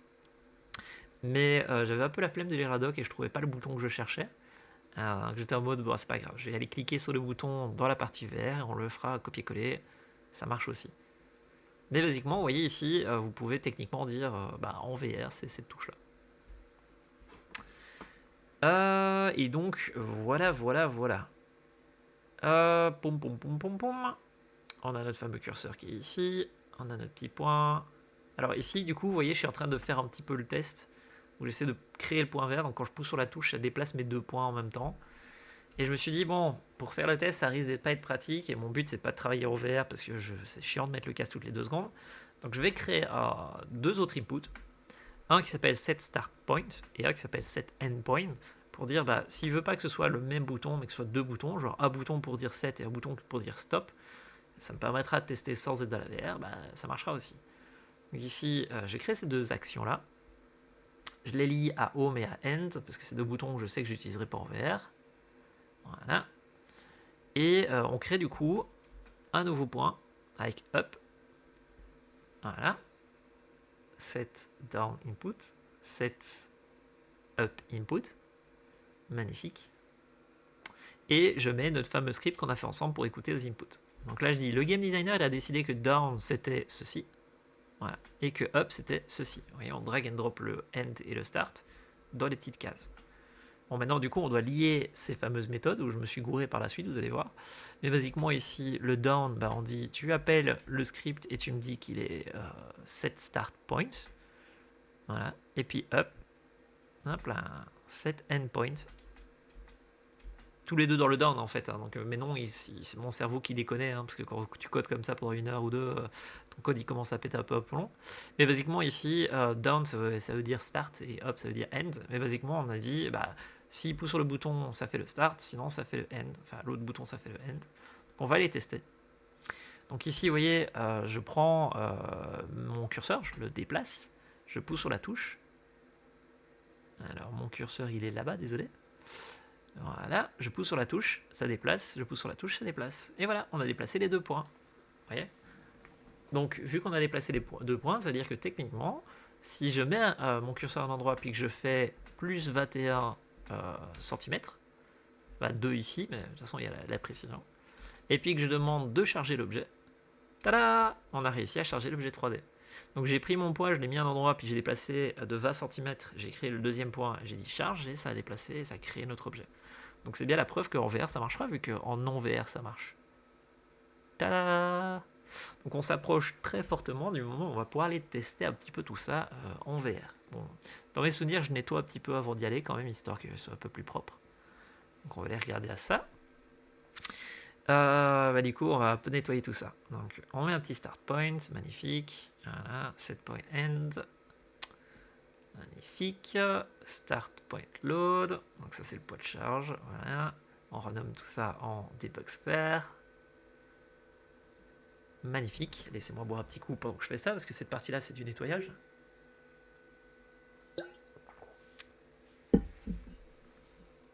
Vous voyez qu'en fait, basiquement, je prépare la scène pour qu'on puisse la mettre dans l'autre projet et aller tester que tout fonctionne. Alors, vous voyez le input, petit détail, mais j'ai mis le input press et release ici. Sauf qu'en fait, c'est pas très propre parce que du coup, on a input down, input up. Donc, je vais retirer le script là-bas et je vais le taper dans un petit pointeur que j'appelle input. Ça, je rassemble tous les inputs au même endroit. Ce sera plus facile à lire pour le designer qui me suit. Voilà, je copie le script, je le mets là-bas. Voilà, comme ça, ce sera plus propre. On a un down, un up et un press release. Magnifique. On a bien notre limit start et end, on a bien notre curseur, on a nos 2 points. Alors il me reste un petit script à créer, parce qu'en fait ce qui se passe c'est que là il faut viser vers un point qui sera dans la manette de la réalité virtuelle. Le truc c'est que soit je décide de dire je mets dans la doc qu'il faudra mettre le point, sauf que le gars il risque d'oublier d'ici là. Donc ce que je fais, c'est que je crée un petit script qui s'appelle follow target, qui va dire tu suis la target que la personne va me donner.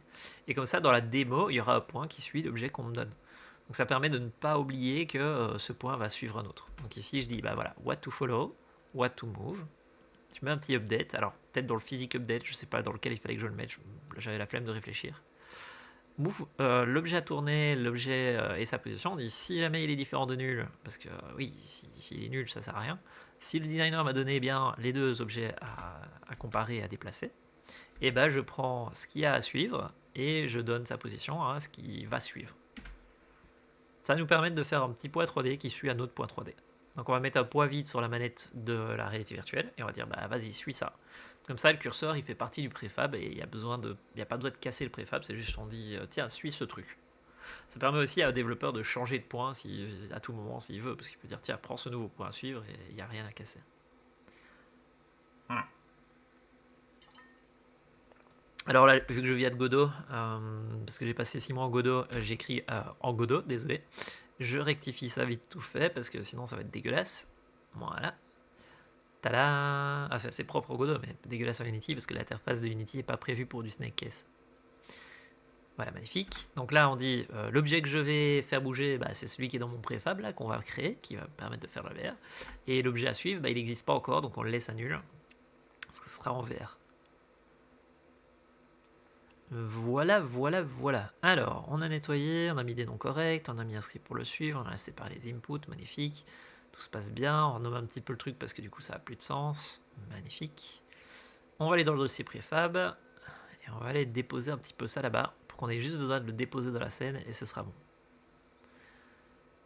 La propreté dans un projet, c'est pas toujours facile de savoir quoi mettre où, quoi nommer comment. C'est une galère. Alors, allons sauvegarder ça. Donc, un bon vieux, on va dans le package. On va dans le dossier où on était en train de travailler. Hein, donc, package et puis le nom du package. Il y a plein de petits trucs à sauvegarder. On a dû sauvegarder un peu plus souvent, mais git add, git commit-m. On met une petite description qui dit ce qu'on a fait. Voilà. Un petit pull. Alors, vu que j'avais écrit dans le readme, il y a un petit merge, un petit push, et on se retrouve avec le code en ligne. Alors, bah du coup, on rouvre notre projet vert. Hein. C'est parti pour aller tester tout ça en VR, vérifier que ça fonctionne. C'est ça que j'essaie de vous apprendre dans cette vidéo et dans cet exercice d'aujourd'hui. C'est ok, on fait de la VR, c'est pas pour ça qu'on doit travailler en VR, parce que sinon on perd un temps de dingue. Alors, on peut travailler sur un projet non VR, vérifier que tout le package fonctionne, et une fois que c'est fait, aller le taper en VR et vérifier que ça fonctionne. C'est une manière un peu différente de travailler, mais ça évite de perdre un temps de dingue et d'avoir un front tout rouge en fin de journée, parce qu'on a porté le casque toute la journée, quoi. Surtout si vous avez des longs cheveux et des lunettes, une méthode de travail est plus pratique comme ceci. Alors, notre projet Unity VR, il est là. On met à jour le package manager. Alors, comment on met à jour? On va dans projet, dans le package manager, on attend que ça charge. Et une fois que c'est chargé, on va sur le petit package et on dit vas-y, mets-toi à jour ici, update. C'est-à-dire tu prends ce package et tu vas chercher, tu vas copier-coller le code en ligne. Parce que quand je dis mettre à jour, c'est pas il vérifie les lignes, il fait supprimer et puis il met un nouveau dossier en soi. C'est pour ça que ça prend son petit temps. Donc là, il vient de dupliquer ce qu'on vient de faire juste avant. Magnifique. Tada! Alors, nous, ce qu'il nous faut, c'est la scène de démo. Donc, on va aller dans Sample, Re-import. Comme ça, il va réécraser ce qu'il y a dedans. Voilà, on rouvre la scène. On ne sauvegarde pas, évidemment, vu que c'est une nouvelle. On peut constater qu'on a bien la scène qu'on avait précédemment, sauf que ici, c'est pas vraiment une scène VR. Bah oui. Donc, on va dans Meta ici au-dessus. Et on va chercher Building Block. Attendez, je reviens en arrière parce que je suis pas sûr de l'avoir bien vu avec vous dans la vidéo d'avant. Donc, je reviens en arrière. Ok, donc on fait le projet, magnifique. Voilà. On va dans Meta. Ensuite, on va dans Tool. Et dans Tool, on a ici Building Block juste en dessous. Les Building Blocks, ça veut dire des petits blocs qu'il y a juste besoin de déposer. Avant, dans la VR, il fallait passer du temps de dingue à lire la doc, à déposer des trucs, enlever des trucs, lier des scripts. Si vous avez juste des blocs que vous déposez, ça se fait tout seul. Bon, nous, pour le moment, qu'est-ce qu'on a besoin? On a besoin d'une caméra. Donc on fait plus, ici, sur le petit plus qui se trouve là-bas. Et ça rajoute une petite caméra, comme vous pouvez voir, juste ici, pour la VR. Il faudra retirer la nôtre. On a aussi besoin de voir à travers les objets, parce qu'on fait de la réalité augmentée. Et on a besoin de rajouter la petite manette qui se trouve là-bas, parce qu'on veut pouvoir suivre la manette. Dans les autres objets, il y a plein d'autres choses qu'on pourrait ajouter, mais là, pour cette démo-ci, ça nous sert à rien. Ok, donc on a notre main droite qui se trouve là-bas, et nous, ce qu'on veut, c'est mettre une sorte de poids vide, un poids d'ancrage, qui va nous permettre de dire c'est là qu'on veut créer notre point de chargement, si vous voulez. Et ce petit point, on a la chance que dans le modèle 3D, ils ont fait le petit trou pour la sangle, vous allez voir. Donc ici, vous voyez, on fait une petite sphère, on la met au bon endroit, on la rétrécit, et vous voyez une sorte de trou là en dessous. Elle n'est pas au millimètre près, mais elle est quand même très très proche de la vraie vie. Et c'est pour ça que j'utilise cette sangle, parce que du coup, je le mets en VR et je sais que c'est plus ou moins 2, 3, 4 mm près à cet endroit-là. Donc on crée le petit poids ici en disant c'est là que ce sera. Attention de ne pas le mettre dans le trou, parce que dans la vraie vie, il y a la sangle en soi. Donc ce ne sera jamais dans le trou qu'on va prendre la mesure, c'est à quelques millimètres du trou. Voilà, magnifique. Et ça, du coup, on va le viser avec notre curseur. Vous vous souvenez du follow? On va me dire, tu suis ce point-là dans le follow. Tada! Bon, pour qu'il soit un peu plus visible, on va quand même le mettre en rouge à votre point, mais enfin, il n'y a pas besoin parce que notre curseur va le suivre, donc on s'en fout. Alors, maintenant, ce qui se passe, c'est, ok, on vise vers ce point-là, magnifique, mais il faut aller changer le input. Donc, on va faire un copier-coller à la main du input system. On va l'ouvrir, voilà, et quand on sera en play mode, on va aller demander, tiens, c'est quoi cette touche-là? Et comme ça, on va avoir le nom exact de cette touche qu'on va pouvoir faire copier-coller. On fait play. Voilà, ça lance le projet en réalité virtuelle. Ça prend un temps de dingue, c'est pour ça qu'on travaille dans l'autre projet. Parce qu'ici, ça prend genre 20, 30, 40 secondes sur mon PC à chaque fois à charger. Voire plus. Voilà, quand il veut bien ne pas déconner. Ok. Je crois qu'il y a eu un bug. On va faire play. C'est exactement la raison de cet exercice, c'est de ne pas perdre autant de dingue à chaque fois, attendre que le casque soit prêt. C'est la raison pour laquelle on travaille à l'extérieur. Ok, voilà, c'est play, magnifique. On a nos deux manettes, magnifique. On a bien le sphère, notre curseur qui suit la manette, comme vous pouvez voir, magnifique. Et ici, quand je pousse sur les touches du clavier, donc Home et End, vous pouvez voir qu'on a bien les deux petits poids qui suivent là. Tada! Donc on peut créer ces magnifiques poids, donc c'est que ça marche. Bon, nous, on ne veut pas utiliser les touches du clavier, on veut utiliser les touches de la VR. Donc, on revient dans notre éditeur. On dit qu'on veut rajouter Binding. Et puis, on va demander d'écouter listen. Et là, on va cliquer sur la touche. Et ici, j'ai utilisé le joystick de la manette, c'est-à-dire le joystick gauche de la manette. Pourquoi gauche? Parce qu'avec le droit, je vais mettre mon curseur. Mais pour ne pas perdre le millimétrage quand je pousse sur le joystick, je pousse sur celui à gauche. Ça évite, quand vous cliquez sur le joystick, de perdre l'endroit où vous vous trouvez. Ok, donc ici, je clique. Magnifique. Et alors, il nous en faut 3. Il nous faut le joystick quand on enfonce. Voilà. Magnifique. Mais il nous faut aussi le start qu'on va mettre ici sur le fait de pousser sur le bouton genre X et Y. Voilà, pareil pour l'autre, magnifique. Donc là, soit je pousse sur le joystick, soit je pousse sur X, soit je pousse sur Y. Alors ces valeurs-là, nous ce qu'on veut, c'est les sauvegarder. On va pouvoir arrêter le projet. Voilà, et on veut les copier dans l'autre projet parce que nous ce qu'on veut, c'est qu'ils soient dans la boîte à outils. Donc ce qu'on va aller faire, c'est qu'on va ouvrir ça. Voilà, attends. Bon, je le fais après alors apparemment. Bon, déjà, ici, ce qui se passe, c'est OK, on a des données qu'on vient de créer ici, dans Debo, mais ces données-là, elles sont dupliquées, donc il faut les replacer dans le préfab. Et ici, ça, c'est des nouvelles, parce que nous, on se trouve ici, dans la boîte à outils, mais on l'a dupliqué pour qu'il soit éditable, et il se trouve pour le moment quelque part par là-bas. Donc on les prend, et pour pouvoir vérifier que ça marche, on dépose temporairement dans les cases du designer, en disant c'est les nouvelles touches. Voilà, magnifique. Donc maintenant qu'on vient de définir ces nouvelles touches et qu'on vient de les remettre dans les cases, normalement on va pouvoir les déplacer avec la VR. On vérifie que ça marche évidemment. C'est ce que je suis en train de faire. Donc on fait play. Voilà. On prend notre manette et on fait ploup ploup ploup pour voir si ça marche. Et on voit que les points verts se déplacent avec ma manette. Magnifique. Donc là j'écoute bien aux touches de la manette. Et ça déplace bien les points verts. C'est trop cool.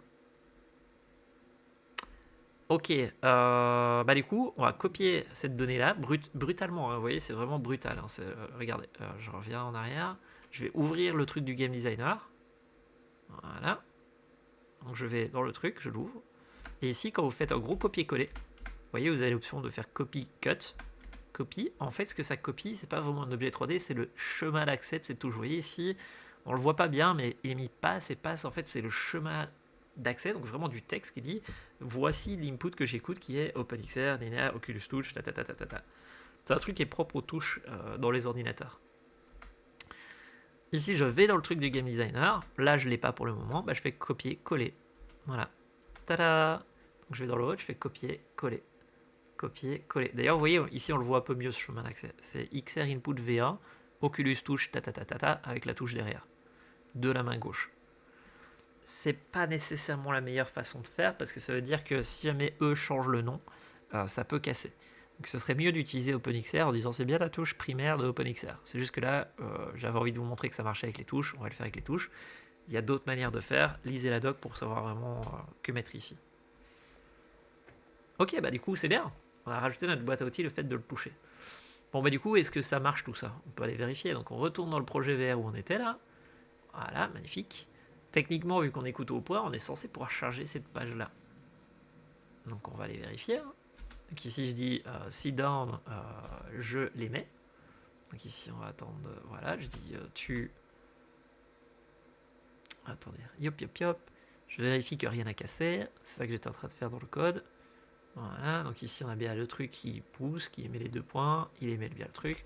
Là on vise vers l'émetteur et on lui dit ok, une fois que j'ai poussé sur down, avec le petit bouton là, tu vas dans le truc, tu définis bien le set machin. Désolé, je m'y étais un peu perdu, j'avais fait de la merde. Emit current, ça veut dire tu émets les 2 points. Vas-y, tu peux le faire, Eloi, tu vas y arriver. Donc on a le set et on a le emit. Et emit, ça veut dire vas-y, émets 2 points. Et en émettant ces 2 points, ça va parler à l'autre qui lui va créer l'objet 3D. Voilà. Vous voyez ici, on a down et up. Alors vous voyez que je me suis gouré comme un débile. J'étais un peu fatigué. C'est pas dans le down, c'est dans le up. Donc celui-là, il devrait être ici. Oui, on va dire voici le point de départ, voici le point de fin, vas-y, crée-moi l'objet. Mais bon, c'est la vie, hein, on a tous le droit de fatiguer. Voilà. Donc là, normalement, techniquement, on va tester. Hein. Bon, il y a encore un bug plus loin avec ça, je les ai juste mal placés quand j'étais en train de faire le test.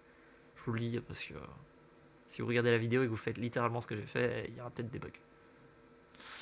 Ok, donc basiquement ici, on va aller tester. Hein. Donc on prend une feuille de papier, on le tape sur le bureau. Là, vous voyez pas en réalité augmentée, mais vous voyez à travers le jeu. Je mets la feuille, magnifique. Je mets un point, je mets un deuxième point plus loin. Et alors ici, qu'est-ce qui s'est passé? Ça va pas marcher? Nanana. Je crois que c'est juste pour pas oublier. Je suis allé remettre évidemment ce que je viens de vous dire là. Voilà, magnifique. Je suis allé vérifier les touches.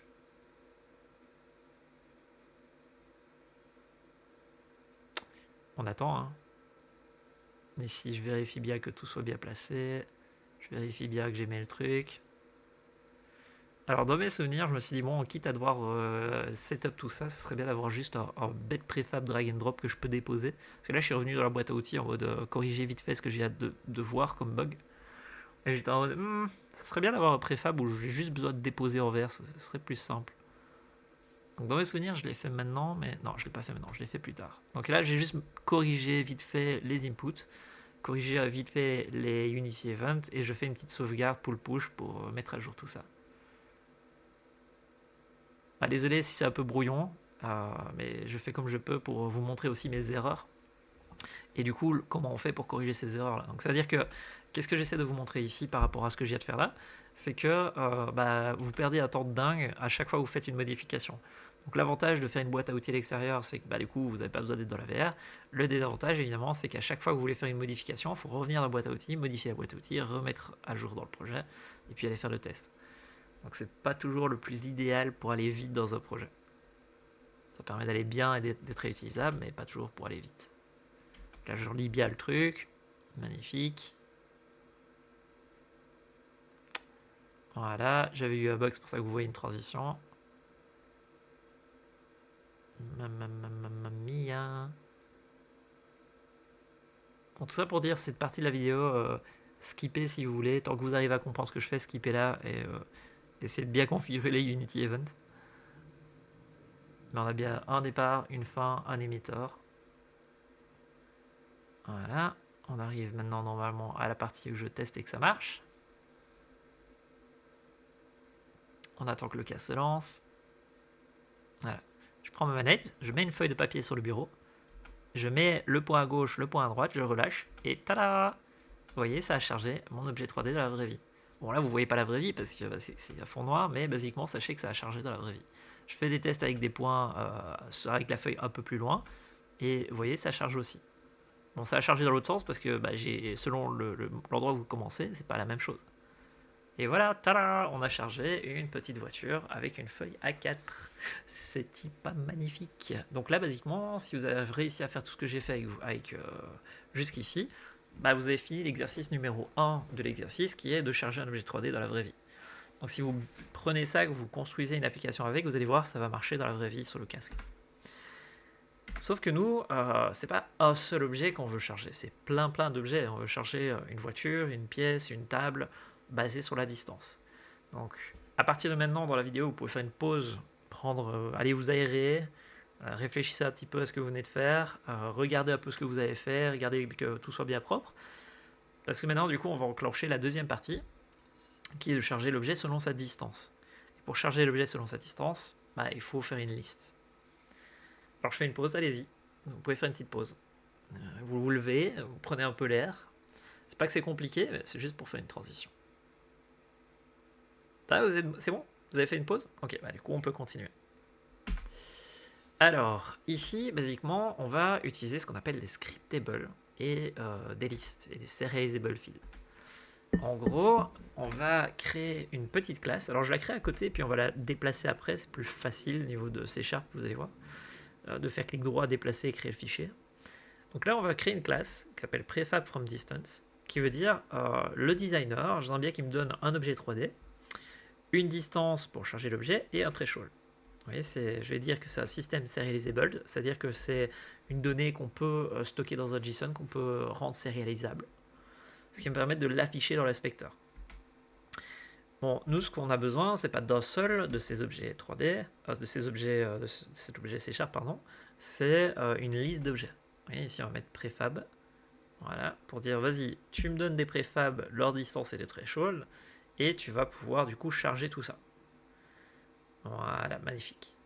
Alors le petit défaut de cette technique là, c'est que un game designer, bah, ça a la flemme de faire des copier-coller comme ça préférerait faire du drag and drop, c'est-à-dire prendre un fichier et le déposer au bon endroit.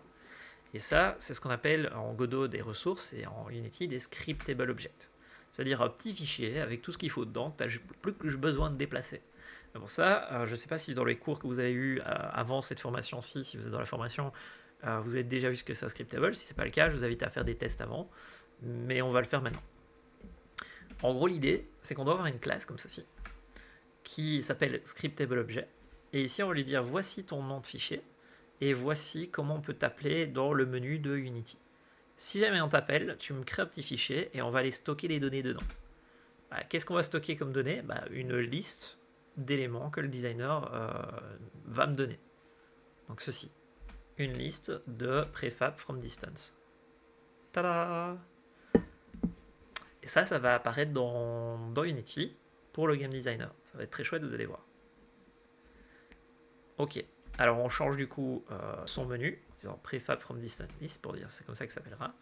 Et on va lire la doc pour savoir si c'est bien data qu'on doit laisser ou si on doit changer le nom. Et normalement, on doit bien changer le nom. On va pas laisser data, on met évidemment le nom qu'on veut pour ce type de fichier. Ici, prefab from distance. Tada! Magnifique.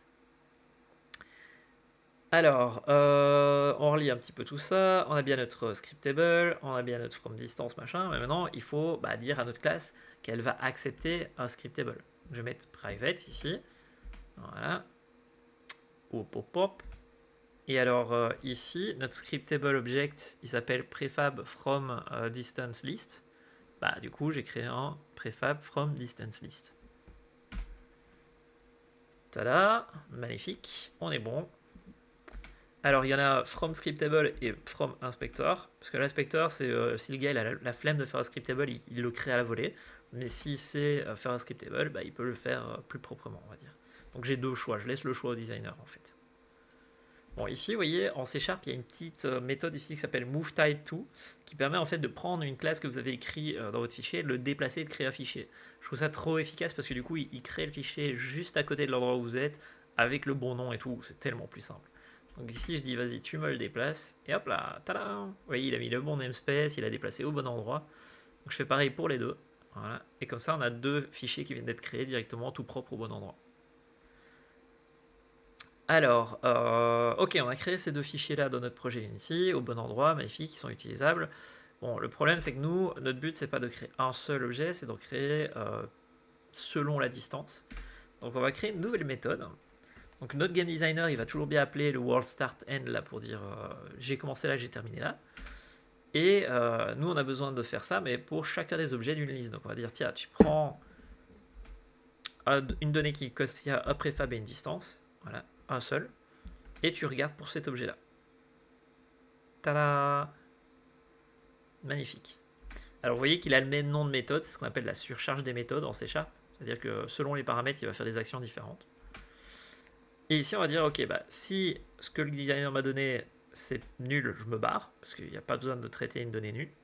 Voilà. Puis, bah, du coup, on arrive ici. Et ici, du coup, request distance in meter, c'est à l'intérieur de target. Donc, on fait target.tatata. Et vu que la donnée elle est privée, j'y ai pas accès. Donc, il va falloir que je dise, plus tard, tu vas devoir me donner cette donnée-là dans une méthode. Voilà. On la créera après. Pareil, on va devoir demander à cette target, c'est quoi ton threshold? Voilà. Donc, je ferai clic droit créer après.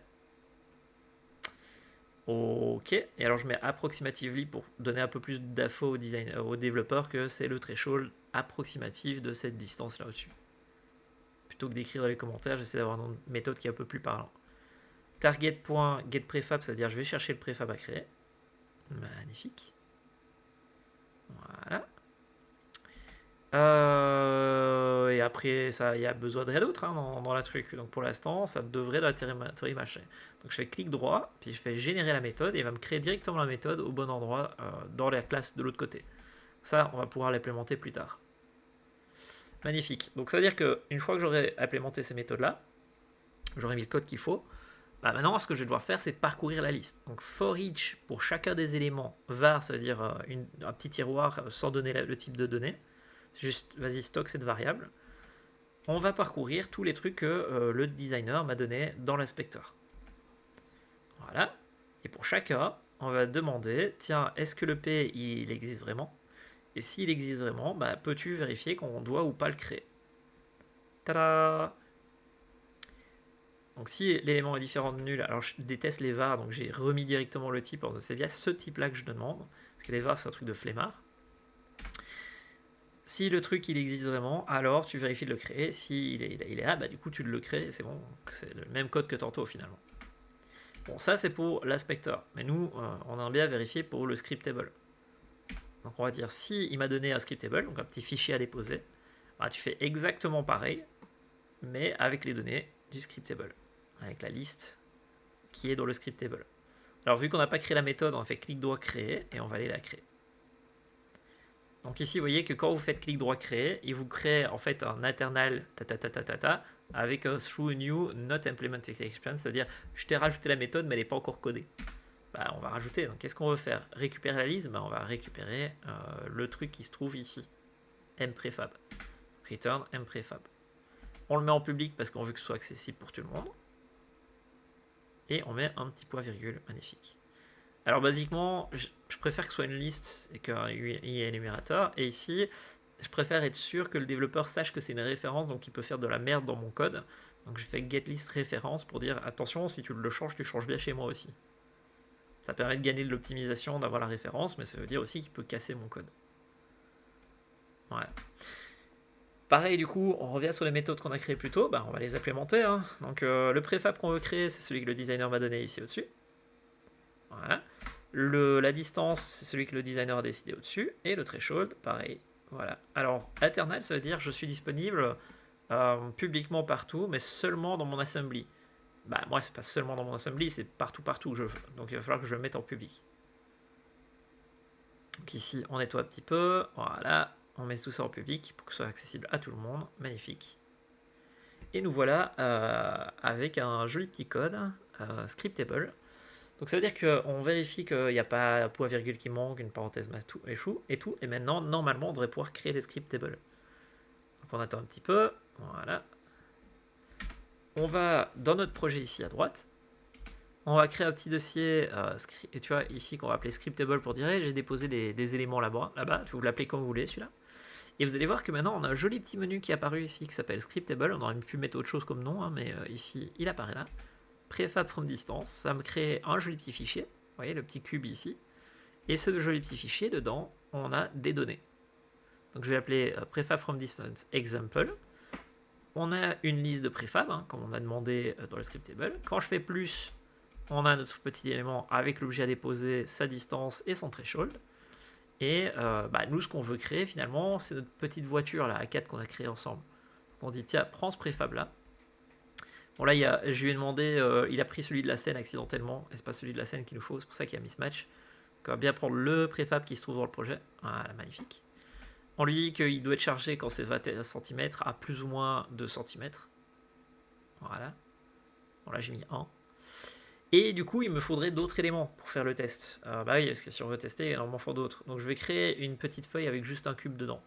Donc A-cap cube, magnifique. On se fait une petite feuille A4, magnifique. On met un joli cube dedans. Voilà. Bon, on va le rétrécir, hein, évidemment. Hop, hop, hop. Magnifique. Alors, j'ai fait une erreur dans le truc. C'est que j'ai chargé sur 21 sur 297 mm. Alors que. Et j'ai oublié de faire tourner la feuille, du coup, il y a un bug. Mais vous verrez si vous faites des tests avec mon outil. Je l'ai corrigé ici, là. Mais... Et donc, ici, basiquement, on a. Si ça fait 21 cm, je charge la voiture. Si jamais ça fait 297 cm, c'est-à-dire la largeur ici, je charge mon cube. Et ce que je dis, c'est juste que j'aurais dû mettre la feuille du coup horizontale ici, et pas verticale vers l'avant. Mais bon, ok, magnifique.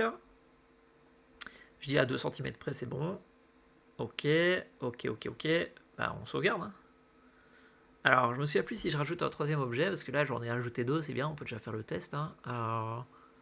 Mais a priori, je regarde un petit peu s'il n'y a pas de problème, s'il n'y a pas des trucs à changer. Magnifique. On dépose le scriptable, hein, donc ici dans notre create start end, on reçoit deux vecteurs 2 et on charge un objet 3D, bah, du coup on dépose le scriptable ici, vous voyez, dans la case.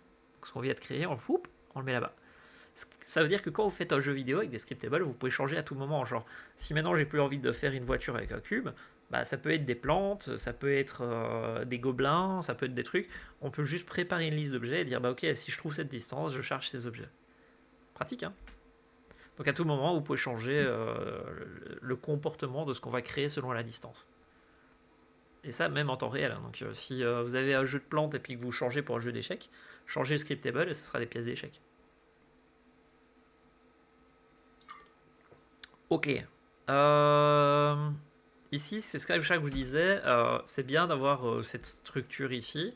Mais j'aimerais bien que le gars il ait juste besoin de déposer un objet 3D qui dit ok, tiens, je dépose ce préfab, je change le scriptable, je vise vers mon curseur et c'est bon. Donc ce que je vais faire, c'est que je vais faire un petit point ici. Drop in SceneXR qui veut dire vas-y, dépose-moi dans la scène VR. On dépose tout dedans, tout qui est tout prêt, tout qui est tout chaud. On en fait un joli petit préfab et comme ça, le gars il aura juste besoin de déposer et de configurer. Voilà. Magnifique. On vérifie que rien n'a cassé, que les liens sont toujours bien bons. On corrige le bug dont j'ai perdu du temps dessus tantôt. Parce que vu qu'on s'approche d'un objet utilisable, on nettoie un petit peu tout ça. Ok. Ça a l'air d'être bon. Ça a l'air d'être bon. Bah du coup, add commit pull push, hein, vu qu'on a des nouvelles modifications à aller tester du côté VR.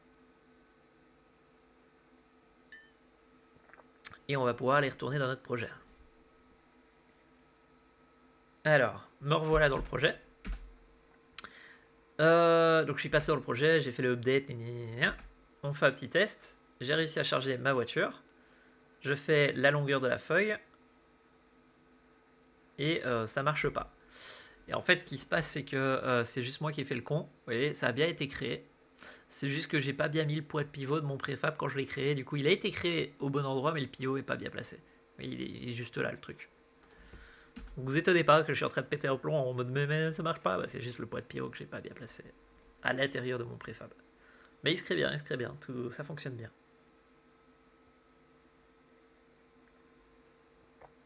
Ok, magnifique. Bon bah vu que ça marche, on a notre scriptable là-bas. On peut voir qu'il n'est pas éditable, hein, vu qu'il est dans la boîte à outils. Si je veux qu'il soit éditable, il faut que je le duplique. C'est pour ça qu'il est tout grisé. Mais on a bien nos objets, on a bien nos préfabs, on est bon. On a bien notre drag and drop. Alors j'ai dû, vu que j'ai coupé la vidéo, quand j'ai drag and drop ça dans la scène, évidemment j'ai dû reset le lien du curseur vers la petite bouboule là-bas. Et je crois que c'est tout. Donc j'ai juste déposé ça, j'ai bien vérifié que j'ai ma caméra rig et le truc, et je vise vers la bouboule. Oui, quand je fais le montage, des fois je perds une petite partie de la vidéo. Ici c'est le cas. Ok. Bah c'est cool.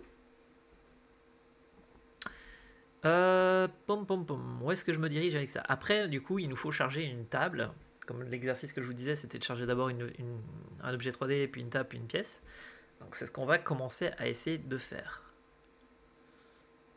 Donc ici, vous voyez, j'étais en train de comprendre pourquoi mon cube se chargeait pas. Il a fallu le temps que j'arrive à comprendre. Je me suis dit, ok, ça va, je vais le corriger. Hop, magnifique. Ah, je dis que c'est pas le bon pivot. Voilà. Alors, ici, ce qui se passe, c'est que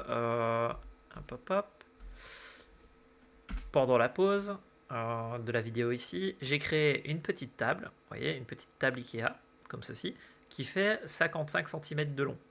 Donc j'ai rajouté 55 cm à 2 cm près. J'ai fait un préfab d'une petite table et vous voyez le point de pivot il se trouve là. Donc c'est à dire que si je prends un point là-bas qui fait 55 cm plus ou moins dans la vraie vie, bah, c'est à dire charge-moi la table Ikea à cet endroit-là. C'est ça que vous voyez une table Ikea qui vient d'apparaître dans notre jolie petite boîte à outils. Et alors l'idée c'est que j'ai été dessiner en réalité virtuelle une jolie pièce en réalité virtuelle. Cette jolie pièce, bah, elle se trouve dans le Quest 3 ici. Donc vous branchez votre casque, vous allez accepter la notification d'USB dans votre casque. Et quand c'est le cas, vous allez pouvoir accéder ici à votre casque comme une clé USB. Et dans cette clé USB, vous pouvez voir qu'il y a OpenBrush export. Et dans export, on a un petit dossier ici. Et c'est en fait moi qui viens de dessiner la pièce. Donc j'ai pris le temps de dessiner comme un débile toute la pièce. Les murs, les sols, tout ce que j'ai besoin, le bord. Et tant que je suis avec la clé USB, enfin avec mon casque branché, autant aussi aller chercher la jolie petite vidéo qui se trouve dedans de moi en train de faire ça. C'est comme ça qu'on fait pour récupérer les fichiers depuis le casque.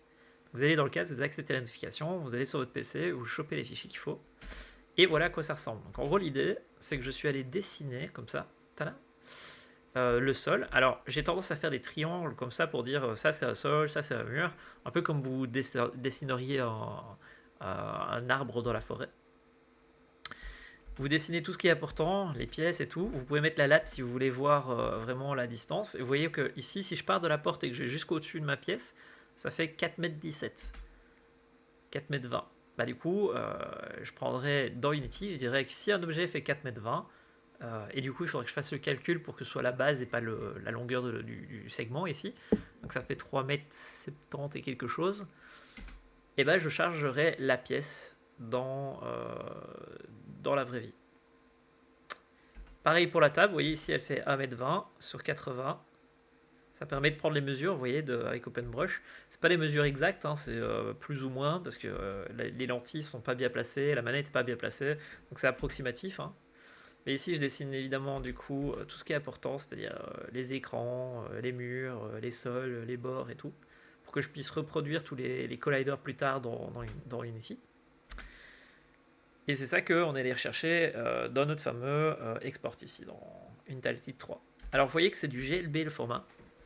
Et nous, c'est pas vraiment du GLB qu'on veut, c'est de l'OBG.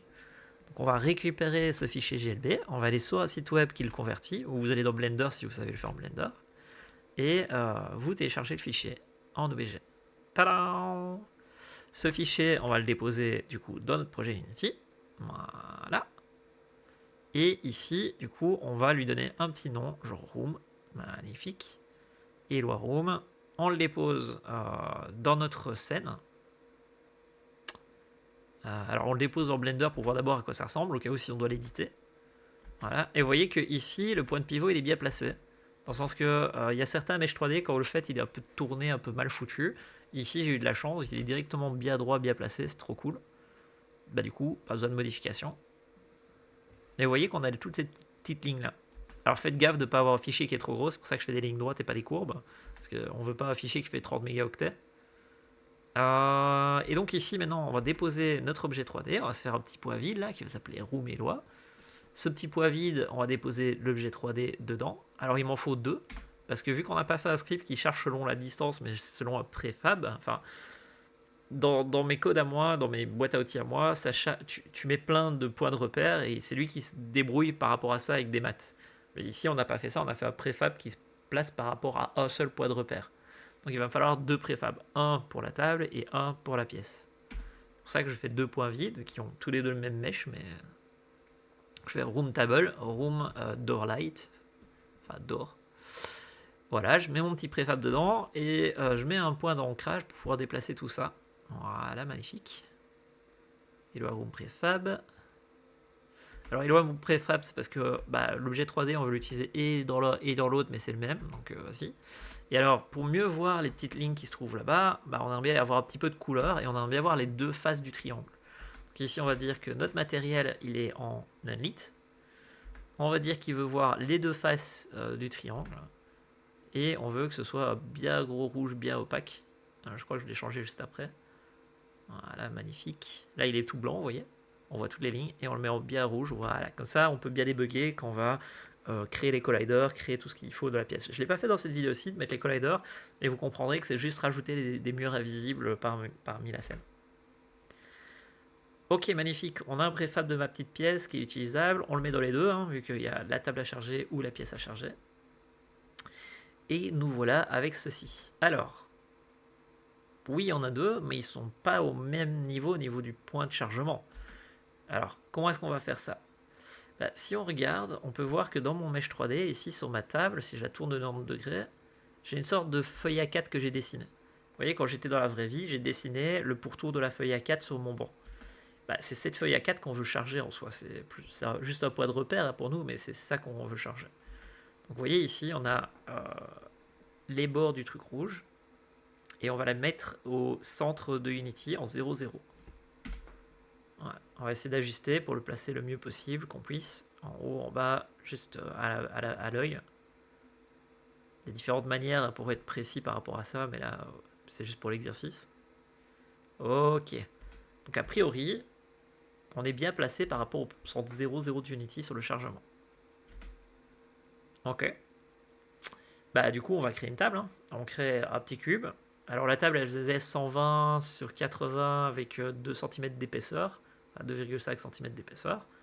Donc on va la placer, voilà, par rapport aux prises de mesure. Magnifique. Ok. Et là, du coup, bah, on va pouvoir dire que c'est le volume de la table. Tada! On met les petites mesures pour ne pas les oublier. On met pas de points parce qu'on ne veut pas de bug. Et on en crée un joli préfab. Ce préfab, on le rajoute du coup au scriptable. Hein, parce que basiquement, on veut pouvoir le charger. Donc on va dans notre scriptable. On rajoute le préfab de la table.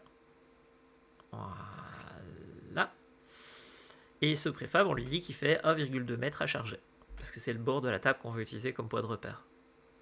Tada! On dit que c'est 5 cm plus ou moins, parce que on peut, vu que c'est une table, c'est plus grand, et on va peut-être pas être aussi précis en mode oh non, quelques millimètres, 5 cm c'est bien. De toute façon, le point de repère le plus important, c'est le tout premier quand on débute, parce que c'est là qu'on va placer le préfab et puis on va le tourner. Ok. Pareil pour la pièce, on avait une pièce qui faisait 4,19 de distance, mais ça, si vous vous rappelez, le 4,19, c'est cette ligne-ci. Vous voyez, c'est la ligne verticale. Or, nous, notre calcul, il se fait sur la ligne qui se trouve là-bas.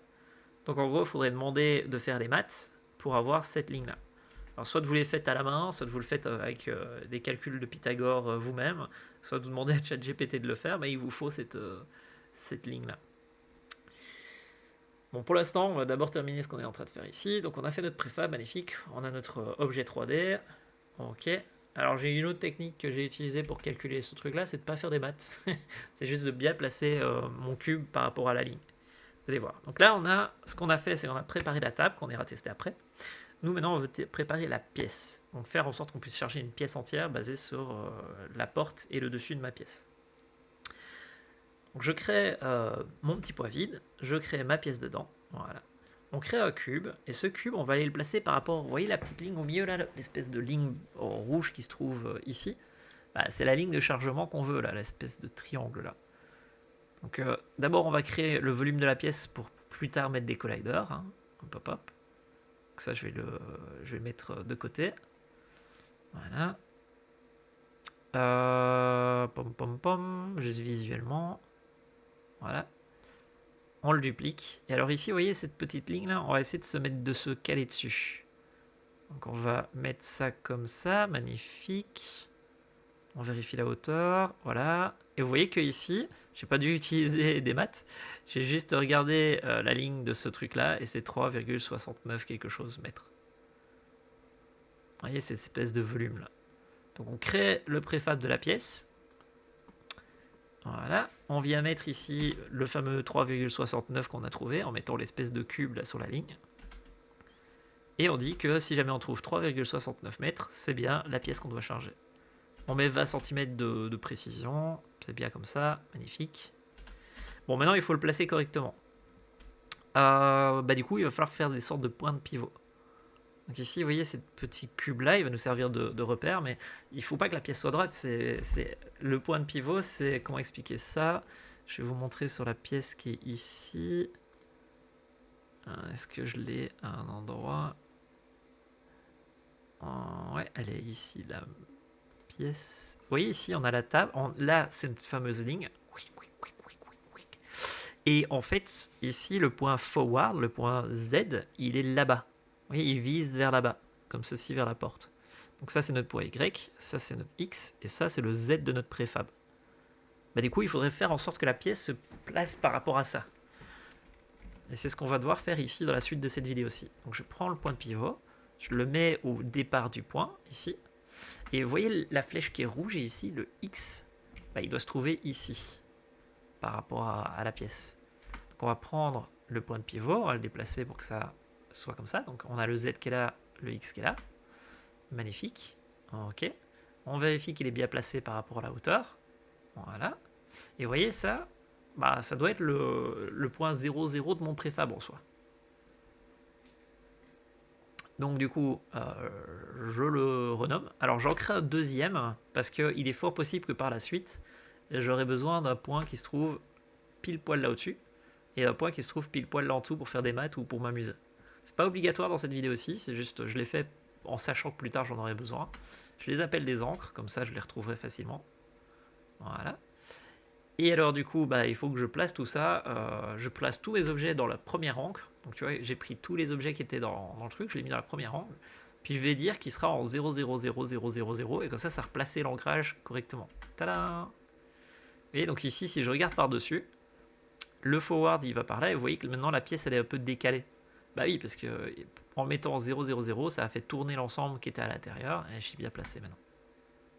Bon, il faut le pratiquer pour comprendre ce que je veux dire ou essayer de se casser un peu le cerveau, mais c'est plus ou moins ça qu'on a besoin de faire. Ok, donc là maintenant, ce qu'on a, c'est un préfab qui, quand il est dupliqué puis déplacé, correspondra à la vraie vie. Ten, ten, ten, ten, ten, ten. On soit. Magnifique. Bah du coup, on l'ajoute on le sauvegarde. Hein. On l'ajoute dans la liste des trucs. On l'a bien ajouté au préfab précédemment. Donc il est bien là, avec la bonne mesure. Donc là, on a notre Ikea, on a notre pièce, on a notre table, on a notre feuille. Désolé. Et bah du coup, on est bon. On peut faire une petite sauvegarde. Add commit pull push. Voilà. On le push. Et on va aller vérifier ce que ça donne dans Unity. Papalapadam. C'est sauvegardé, c'est pesé. On retourne en réalité virtuelle, on va dans le package manager, on met à jour comme vous avez pu comprendre précédemment la vidéo. On attend que ce soit mis à jour. Ça c'est fait, ok. Du coup mon préfab techniquement il s'est mis à jour, on peut aller vérifier qu'il n'y a rien qu'à péter, que c'est toujours correct, ok, magnifique. On vérifie notre pièce elle est bien là, notre table elle est bien là. Et bah du coup on est bon. Hein. Bah du coup on va faire play de fait, pour pas dire du coup. Play. Et allons voir ce que ça donne.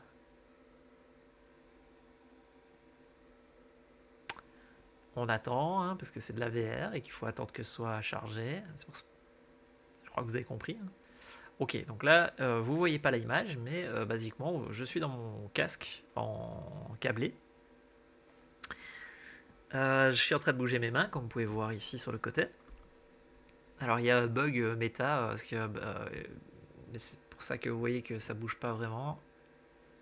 Alors, ce qui s'est passé, c'est que de temps en temps, quand vous passez de projet en projet ou que vous rallumez les trucs, des fois il y a des paramètres qui se désactivent. Vous voyez ici ça. Donc du coup, on va aller dans Project Validator de XR Plugin et dans Meta XR ici, et on va aller dire, bah vas-y, fixe-moi tout ce qui est à fixer, à part le simulateur parce que je l'aime pas. Si vous voulez utiliser le simulateur, vous pouvez, hein, mais je l'aime pas. Et voilà, ça remarche. Ok, magnifique. Alors, on pousse.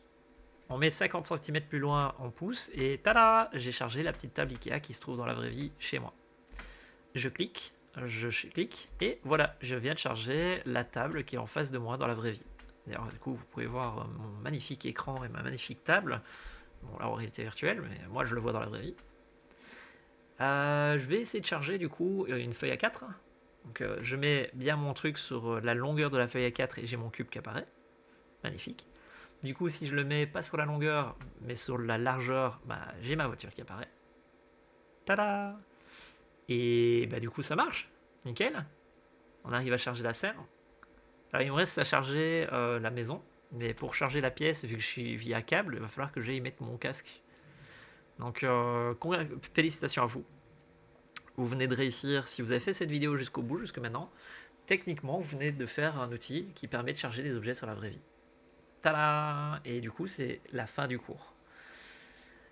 Généralement, je passe du temps à passer de boîte à outils. Je vous donne la boîte à outils, je vous la fais utiliser. Ici, j'aimerais bien pratiquer un peu le fait de plutôt vous faire la boîte à outils. Donc cette vidéo, c'est pour ça qu'elle existe. Vous avez 2 jours pour faire cette boîte à outils à partir de cette vidéo-ci. Vous pouvez le faire à votre propre sauce, améliorer, changer, faire ce que vous voulez, mais essayez de faire ce que je viens de faire ici avec vous. Il reste un petit bout de la vidéo qui est juste moi vous montrer la solution. Donc voilà, dans la vraie vie, ça ressemble à ça ce qu'on vient de faire ensemble.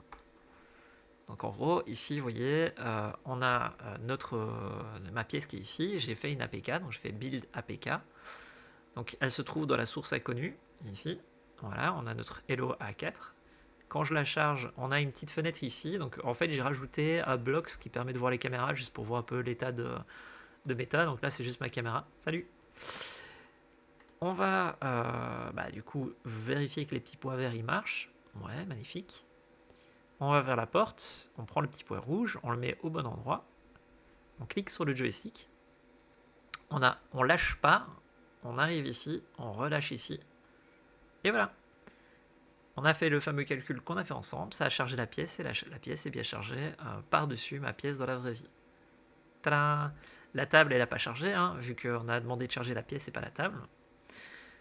Donc du coup, ici, ce que je vais faire, c'est que je vais aller tester avec la feuille A4. Je prends le point, je le mets sur le point. Hop, hop, et voilà ma petite voiture qui vient de charger. Toulou! Non, il n'y a plus qu'à jouer à la voiture dans la vraie vie. Alors si je chargeais mon cube, hop, hop, et j'ai mon cube qui est chargé. Vous voyez, c'est ça le bug que je vous disais, que je l'ai mal placé mon préfab, mais c'est pas grave, ce sera changé si vous utilisez mon package, et à vous de changer si...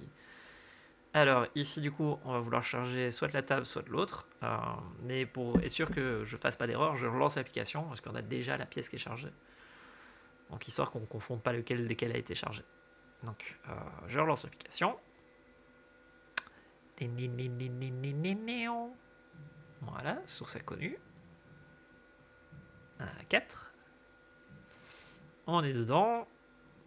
On prend le point. Côté gauche. On essaie d'être précis sur le point de départ. Hein. Voilà. On va sur le côté droit. Et tada! On a notre magnifique table qui vient d'être chargée avec les écrans. Donc ça veut dire que si là j'avais fait un environnement qui me permettait de mieux coder, m'assister sur le code, j'aurais pu faire plein d'interfaces dans tous les sens et me faire un petit logiciel de QA testing. Tada! C'était pas beau? J'espère que vous avez apprécié cette vidéo, que vous avez appris, que vous allez pratiquer cette vidéo pour que vous puissiez vous faire votre propre boîte à outils. Si vous avez la flemme de faire mon code et d'apprendre à le faire, vous pouvez juste aller chercher le code en ligne sur GitHub. Hein. Il est ici, GitHub. Je le changerai pas parce que vu que je suis passé sur Godot, peu de chances que je revienne sur le code et que je m'amuse à le changer toutes les semaines. Mais par contre, je vais refaire ce code-là en Godot par la suite. Donc ici, si on regarde, il s'appelle UPM Load Prefab from Point. Voilà. Vous avez ça si vous voulez rajouter au manifeste, ça si vous voulez cloner, ça si vous voulez cloner dans un projet qui est déjà un projet Git. Et vous avez la vidéo et la solution ici, si jamais vous devez le retrouver par la suite. Sur ce, je vous souhaite une très bonne pratique, un très bon amusement à faire des jeux avec si vous avez réussi à faire cet exercice-là. Et à la prochaine, que le code soit avec vous. Bisous bisous.